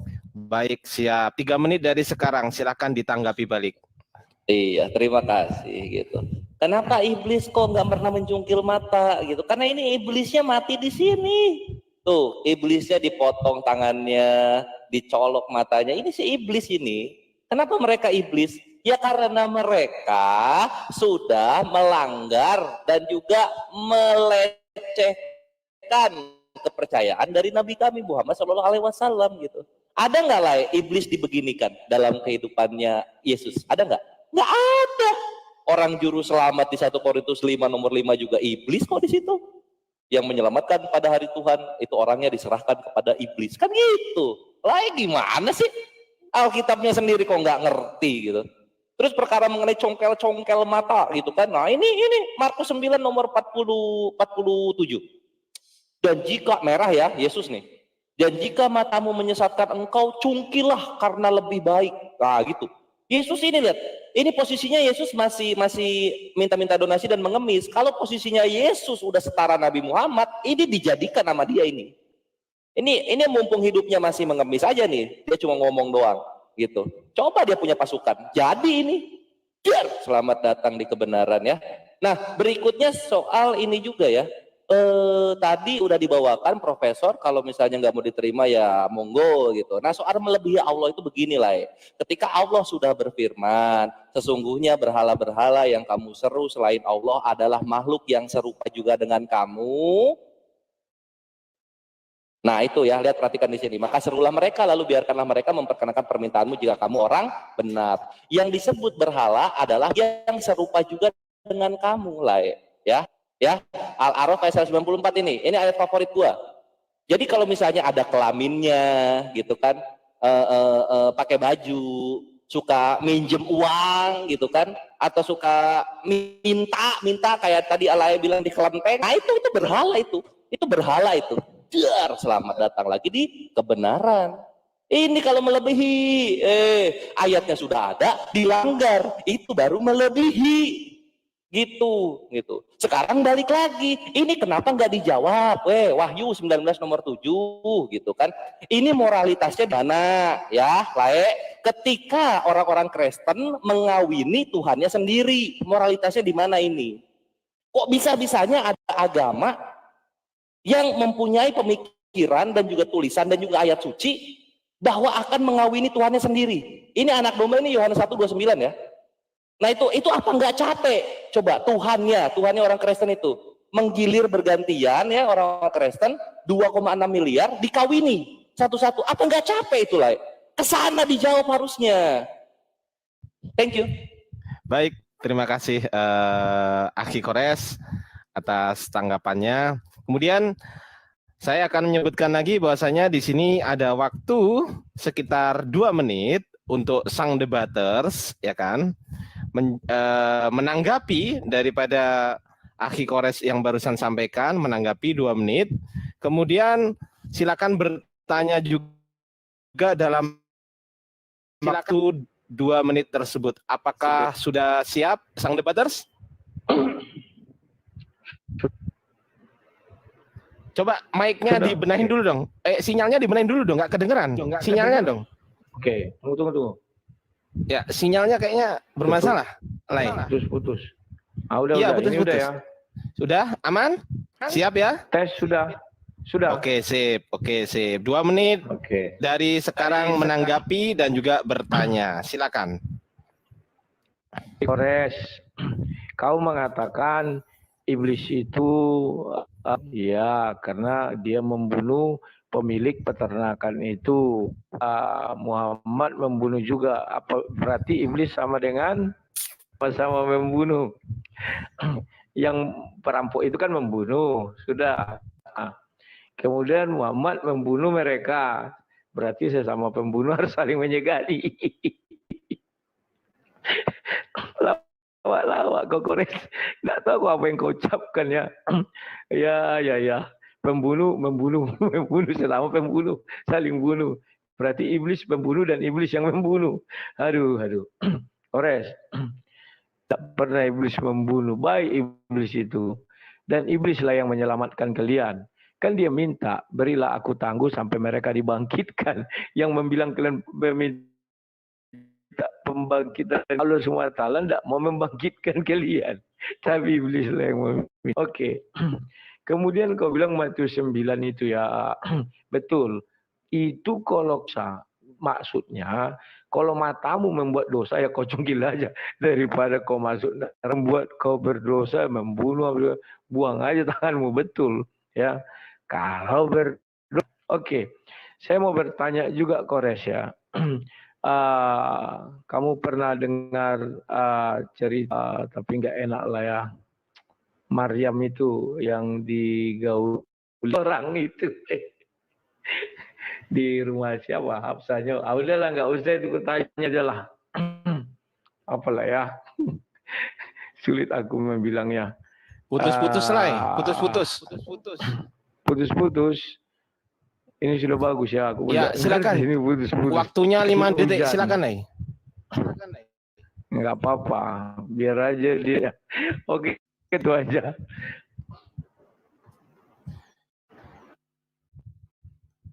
Baik, waktunya sudah habis. Berhubung beliau tadi putus-putus, kita konfirmasi dulu ya. Apa pertanyaannya, Lai? Saya catat, Lai. Iya, gua nggak dengar. Apa Iya, pertanyaan? nggak dengar pertanyaannya tadi. Silakan nih, disampaikan di sini, nanti sebutkan aja pertanyaannya, saya catat, nanti akan dijawab oleh Akhi Kores. Silakan, Lai. Laiku. Karena sini hujan jadi putus-putus. Iya, pertanyaannya tadi apa? Halo, di sini hujan jadi putus-putus dia. Iya. Oke. Dengar lah. Aku- Pertanyaannya aku- apa? Pertanyaannya apa? Aku nggak bertanya. Karena Oh, ya sudah wes. dibilang dia iblis. Ya kan, iblisnya sudah dibunuh oleh iblis. Silakan. Baik, berarti di sini waktunya Akhi Kores 5 menit berarti ya, Akhi Kores ya. 5 menit. Kalau sudah siap, saya play waktunya. Belum, tunggu. Ya, Gua harus siap, data siap. dulu. Oke. Siap. Enggak ada pertanyaan jadi ya. Ada pertanyaan sepakat ya. Kenapa ini menyerahkan nyawanya kepada Kores lah? Kenapa? Tunggu ya. Ini. Jadi gini lah, kita kan dalam Islam itu kita membunuh iblis ya, sah iblisnya dibunuh. Masa membunuh iblis jadi sama seperti iblis lah? Coba, ini gimana sih otaknya orang Kristen tuh gimana sih? Kita membunuh iblis, jadi kita sama dengan iblis. Lah terus dalam kekristenan iblis apa diulang tahunin, dikawini, iya? Gimana sih lah? Coba deh orang Kristen yang di bawah ada yang bisa jawab nggak? Gitu. Kita membunuh iblis nih orang Islam. Kita jadi sama-sama seperti iblis. Gitu kata orang Kristen kata aja. Lah kalau orang Kristen ketemu iblis gimana? Disayang, dikawini, dipacari, diapain iblisnya? Coba kita pakai ini ya. Kita pakai ayat deh supaya orang Kristen nyampe gitu otaknya. Sama Lairudi juga. Coba kita lihat ke sini ya. Ini. Lukas 6 nomor 35. Lukas 6 nomor 35. Ini memang lucu ya, memang lucu. Tetapi kamu kasihilah musuhmu dan berbuat baiklah kepada mereka. Ini kalau musuhnya kita ganti iblis, gimana konsepnya jadinya? Tetapi kamu kasihilah iblis dan berbuat baiklah kepada iblis. Apa jadi? Coba, pantesan orang Kristen bingung. Pantesan orang Kristen bingung ketika orang-orang Islam itu memusuhi dan membunuh iblis. Karena mereka mengasihi musuh. Yang dimana salah satu musuh itu adalah iblis. Jedar, selamat datang di kebenaran. Nah ini tinggal dijawab lah ya. Tinggal dijawab. Ini berbuat baik kepada iblis itu diapain iblisnya gitu. Diapain iblisnya? Diajak tobat. Iya. Jadi nanti iblisnya masuk ke kerajaan sorga. Terus duduk di sebelah kanan Bapak juga, iya gitu. Atau gimana? Coba gue pengen tahu gue. Soalnya lain ketawa-ketawa, membunuh iblis sama dengan iblis kan gitu. Nah ini ada nih, ini kontrasnya nih. Ya. Berbuat baiklah kepada mereka. Siapa mereka? Musuhmu. Nah ini harus dijawab ini, harus beres ini. Iblis ini gimana nanti ke depannya gitu. Nah, itu pengen tahu kita. Terus sama apa? Oh iya di sini. Dan pinjamkan dengan tidak mengharapkan balasan. Minjemin apa ke iblis coba? Pengen tahu gua. Ada nggak orang Kristen yang bisa jawab ini? Gitu. Ya, ini minjemin apa ke iblis? Pengen tahu. Itu ayat berapa, Akhi Kores? Salah bawa topik lah ya. Saya catat, Akhi. Yes? Ayat berapa? Ayat apa? Lukas 6:35 ini. Ini Siap. cantik banget ini ajaran. Lanjut. Ini. Hanya di Kristen saja. Kasihilah musuhmu dan berbuat baiklah kepada mereka. Jangan dikasih ke orang yang perampok, pembunuh gitu ya. Kita langsung main level atas saja. Main iblis kita. Kita main iblis ini. Itu ya. Terus sama apa ya? Sama Oh iya, tadi Lae di sini juga udah mengakui kesalahannya. Ternyata Yesus juga mengajarkan cungkil-cungkil ya. Jadi ini Yesus nyuruh nih di sini nih. Penggal tangan sendiri. Ini orang-orang Kristen kalau berasa punya dosa sama tangan gitu, misalnya waktu lagi berdoa masa teduh di gereja gitu kan, pegangan tangan terus apa gitu ngeremes-remes tangan pasangannya atau apa itu dipenggal aja tangannya itu. Yesus ini berkata, sama tadi mana yang cungkil-cungkil tadi ya? Aduh, kok hilang yang cungkil-cungkil? Oh ini. Nah, dan jika matamu menyesatkan engkau cungkil. Ini cungkil. Ini yang tadi gak dibahas yang tadi gue bilang. Ini posisinya Yesus ngomong cungkil, ini hoki serius ini orang-orang zaman abad pertama. Yesus posisinya masih hidup minta-minta donasi sesuai dengan Profesor John Taylor. Sehingga mereka cuma bisa ngomong doang, cuma bisa omong doang ini. Kalau Yesus punya pasukan ya, seperti Nabi Muhammad SAW, ini jadi hukum ini. Jadi hukum ini. Beruntung kalian Yesus hidupnya masih mengemis dan minta donasi, kata Profesor John Taylor dan kata Matthew Henry gitu. Coba kalau hidupnya ini tadi yang gue bilang itu ya, itu harusnya dibahas bagian itu gitu. Bagaimana ketika Yesus menjadi raja di bumi, kan gitu. Terus sama yang ini juga yang kawinin Tuhan ini jawabannya apa sih Lae tadi ngalor ngidul? Gue kan bertanya di sini Lae, Lae, ini loh yang ngawinin Tuhan itu gimana itu ujungnya? Ini loh, ini apakah bermoral? Mengawini Tuhan sendiri ketika di sorga. Masa kita ketika masuk sorga, Tuhan di mana? Loh, di pojok. Lagi apa? Perkawinan gitu kan. Jangan bilang gua ini ya, gua apa? Ngarang-ngarang ya. Ini kalau kita buka di apa ya? Marriage of the Lamb. Ini ya, nih ya kita lihat. Nah, kita buka di sini image-nya. Nah, ini. Mana dia? Kawin tuh, ini satu kawin, ini ngantri ini. Oke, mohon maaf Aki Kores karena ini otomatis ya. Jadi bukan saya yang memotong. Jadi terima kasih. Jadi berhubung Lae Rudi tadi tidak ada pertanyaan, maka di sini ada waktu selama 3 menit untuk Lae Rudi untuk menanggapi dari pernyataan dan pertanyaan dari Aki Kores yang barusan. Apakah sudah siap, Lae Rudi?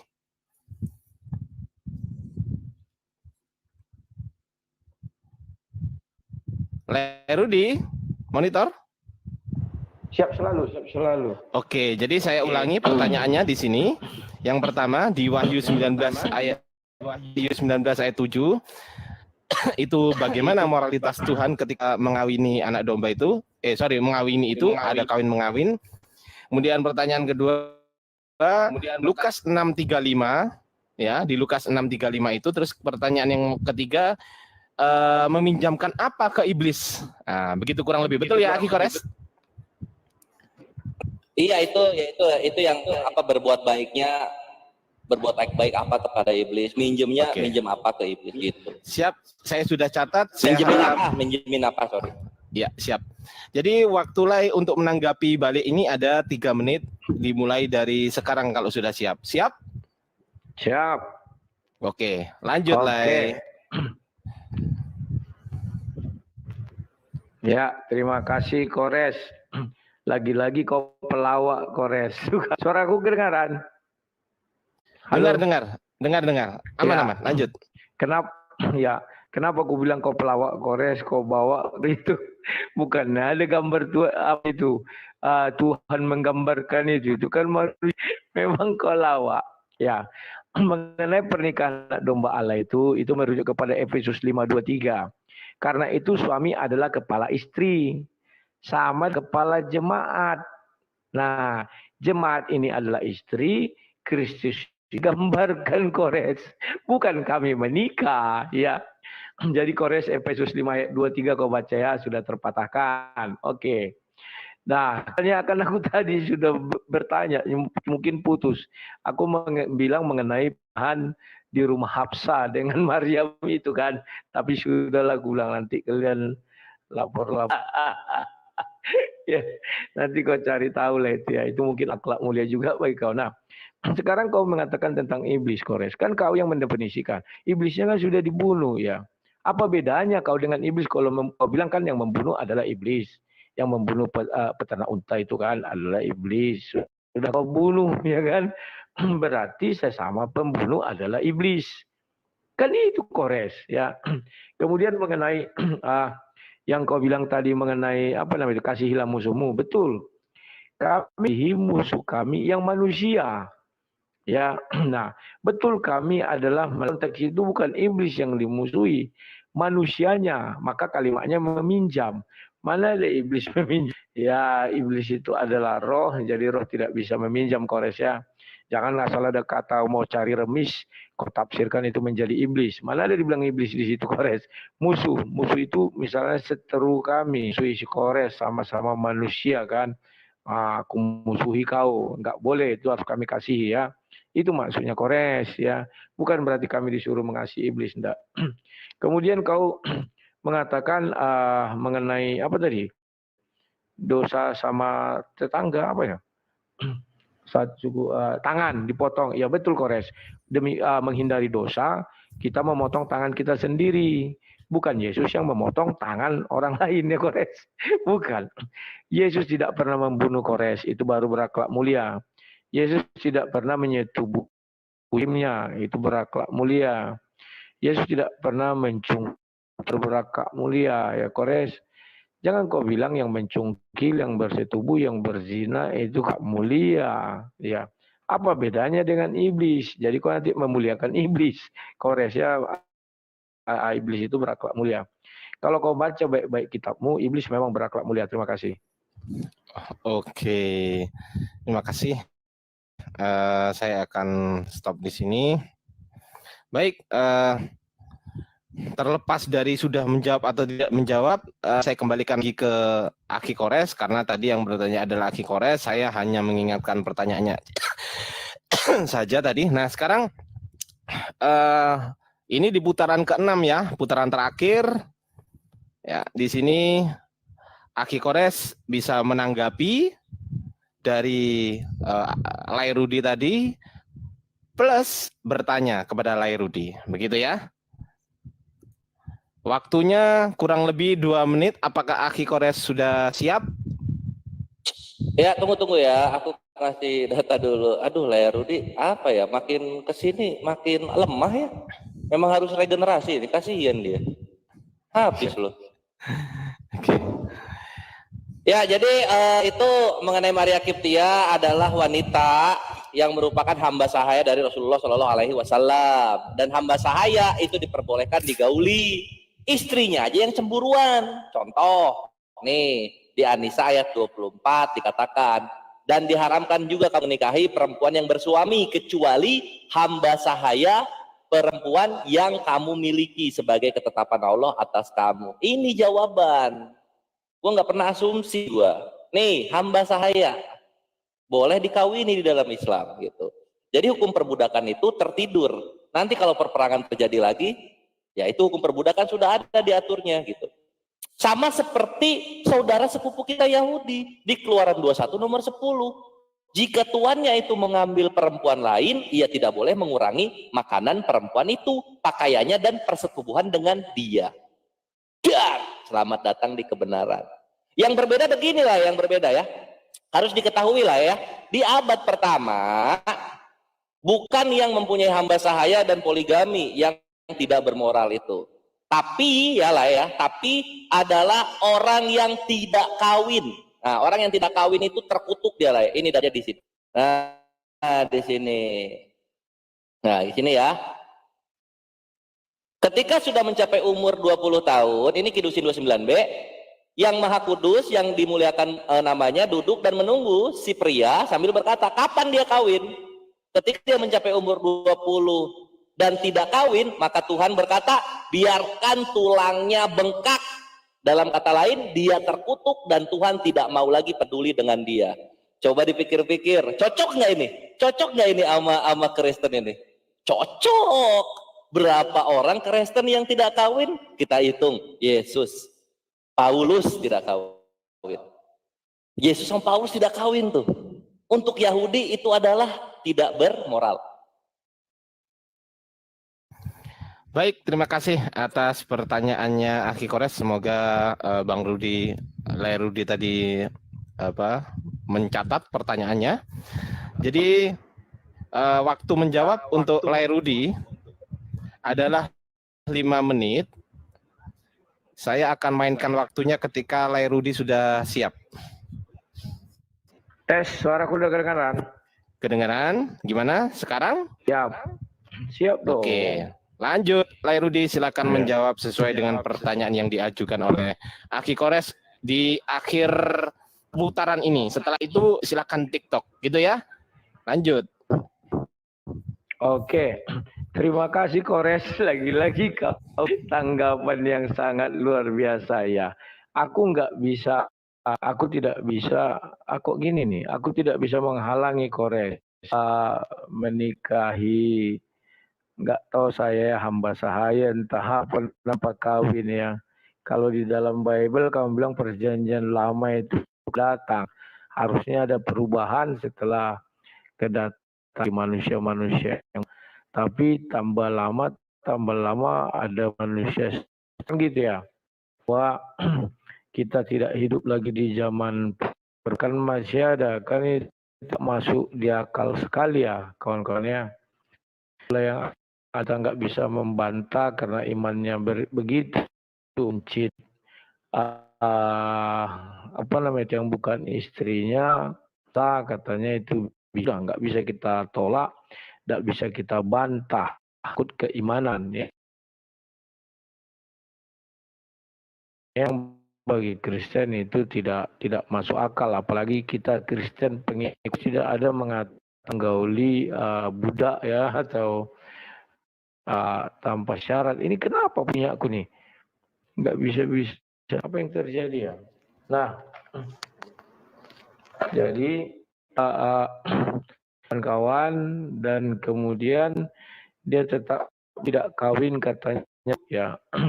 Saya belum melihat ajaran itu, karena juga tidak menikah, dia mati. Yohanes menikah, dia mati, terkutuk. Kalau di dalam Islam juga Yahya tidak irdis, juga tidak menikah, dan masih banyak lagi yang tidak Nabi di sana ya. Saya nggak tahu si Habib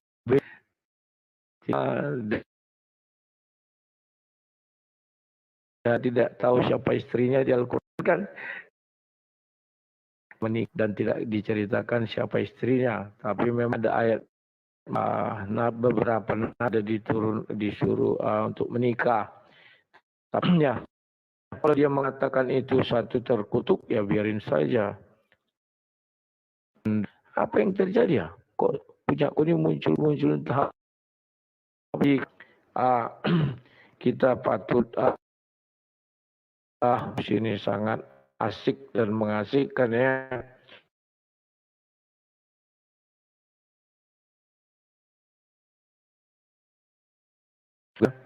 Kalau di tempat si Kores itu satu yang Yesus itu datang,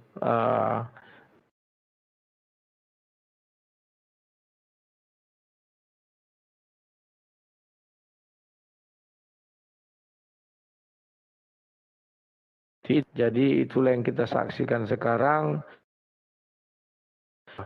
Iblis saya belum temukan dosa.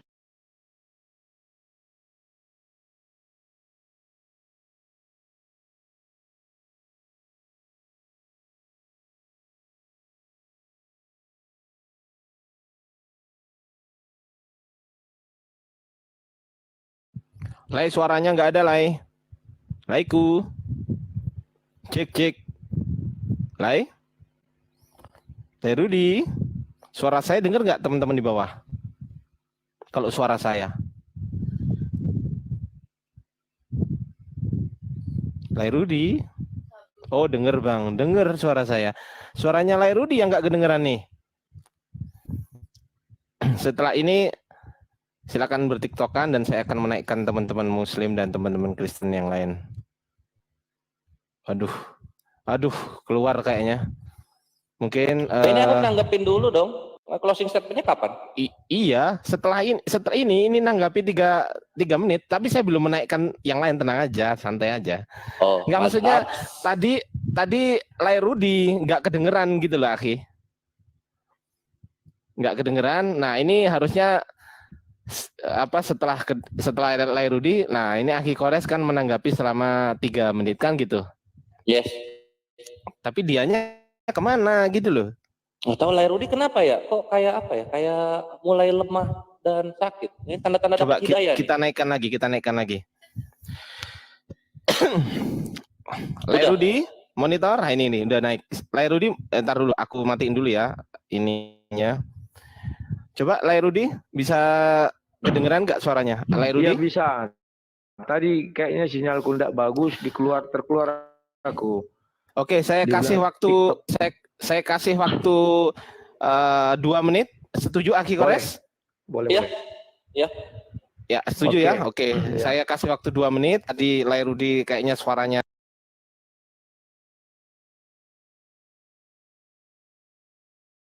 Kores, dia sudah membuktikan ajaran yang Islam itu bagaimana ya. Ya, menuncit yang bukan istrinya, katanya itu hal yang lumrah biasa, padahal setelah katanya kalau di Kristen setelah Yesus datang kami tidak bisa asal tuncit-tuncit, bahkan memandang orang dan menginginkannya serta menyimpan di dalam pikirannya sudah zina ya. Jadi kami tidak bisa membantah itu karena itu iman kalian, ya imanilah itu. Jadi kawan-kawan, saya sudah banyak baca Quran ini, saya tidak menemukan iblis membunuh, saya tidak temukan iblis berzina, saya tidak temukan iblis mencuri, saya tidak temukan iblis lain-lainnya. Yang ada di situ dia hanya menyesatkan orang dari jalan Tuhan ya. Tapi saya tidak temukan hal-hal yang serius sekali seperti itu. Makanya saya pikir iblis lebih mulia lah dan lebih baik ya daripada manusia-manusia ini. Dan iblis itulah yang menyelamatkan orang Islam sehingga ada kebangkitan setelah kematian ya. Jadi itulah yang bisa saya katakan. Dan selanjutnya yang terakhir bahwa mengenai tidak kawin itu, Yahya juga tidak kawin, Idris juga tidak kawin, dan masih banyak lagi di dalam nabi-nabi Islam juga tidak dijelaskan menikah atau tidaknya ya kawan-kawan ya.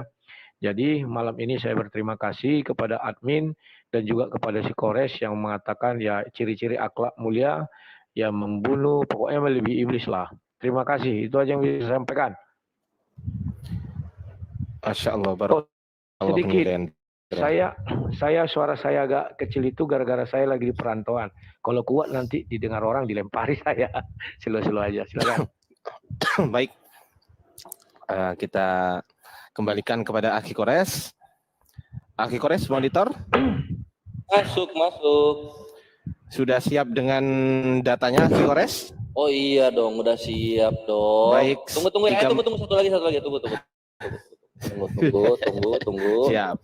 Oke. Terima kasih Unilendra, barakallahu fikum Unilendra, semoga sehat selalu. Ini kita ke sini, lalu kita ke si ini ya. Sip. Ini apa closing statement atau gimana ini?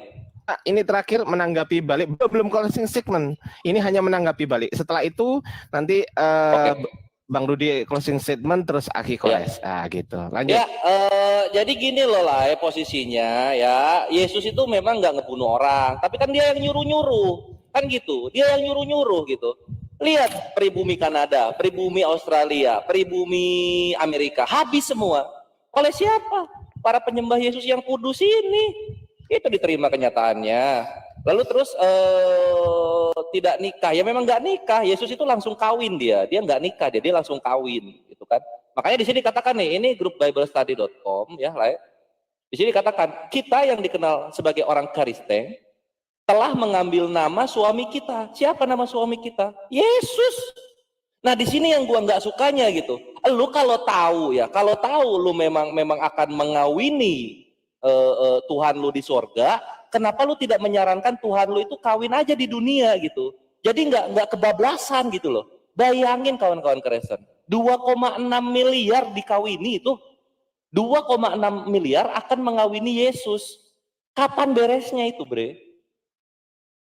Masa kalian di sorga nyanyi ngawinin Tuhan, nyanyi ngawinin Tuhan, nyanyi ngawinin Tuhan. Ini surga apa kawan-kawan? Mending Nabi Muhammad ya. Ini perhatikan di sini, ini pengakuan dari sejarah keduniaan. Perhatikan di sini, ini lihat apa di sini ya. Mana dia? Ini. Nah di sini katakan begini, di beberapa budaya poligami adalah simbol kekayaan, kekuatan, dan kehormatan. Orang yang mempunyai banyak istri itu dicap sebagai orang yang sukses dan menginspirasikan. Di beberapa society mempunyai banyak istri terlihat sebagai orang yang agamawan dan mempunyai praktek spiritual tinggi. Alohealth.care, dar, selamat datang di kebenaran. Berbeda dengan orang yang tidak kawin di dunia. Dikatakannya apa di sini? Coba bayangin. Nah di sini orang yang nggak kawin itu terkutuk lah. Kalau misalnya ada manusia ya biasa lah itu. Ini orang Yahudi ini. Ini kenapa Yahya pun dibunuh ini oleh Yahudi kan? Nah di sini dikatakan. Yang mana dia? Nah ini. Mana dia tadi ya? Ini. Bukan ini ya. Ini ya. Mana sih dia? Oh ini. Nah, dia itu terkutuk lah. Terkutuk ini kalau nggak lu capek-capek nggak kawin di dunia, ini ya Tuhannya Kristen, ternyata di sorga dia brutal juga. 2,6 miliar dihabisi oleh dia semua dikawin-kawini. Ajaran apa ini? Coba. Iya memang tidak ada kawin mengawin, tapi itu manusia sama manusia. Tuhan dikawini manusia itu ada. Aduh. Dar.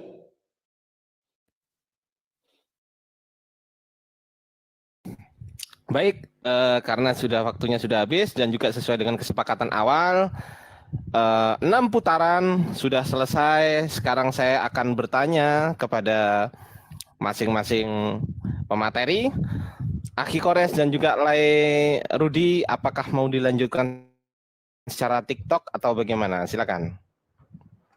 Ya, kita lanjutkan secara TikTok, tapi istirahat dulu 2 menit ya. Saya ganti.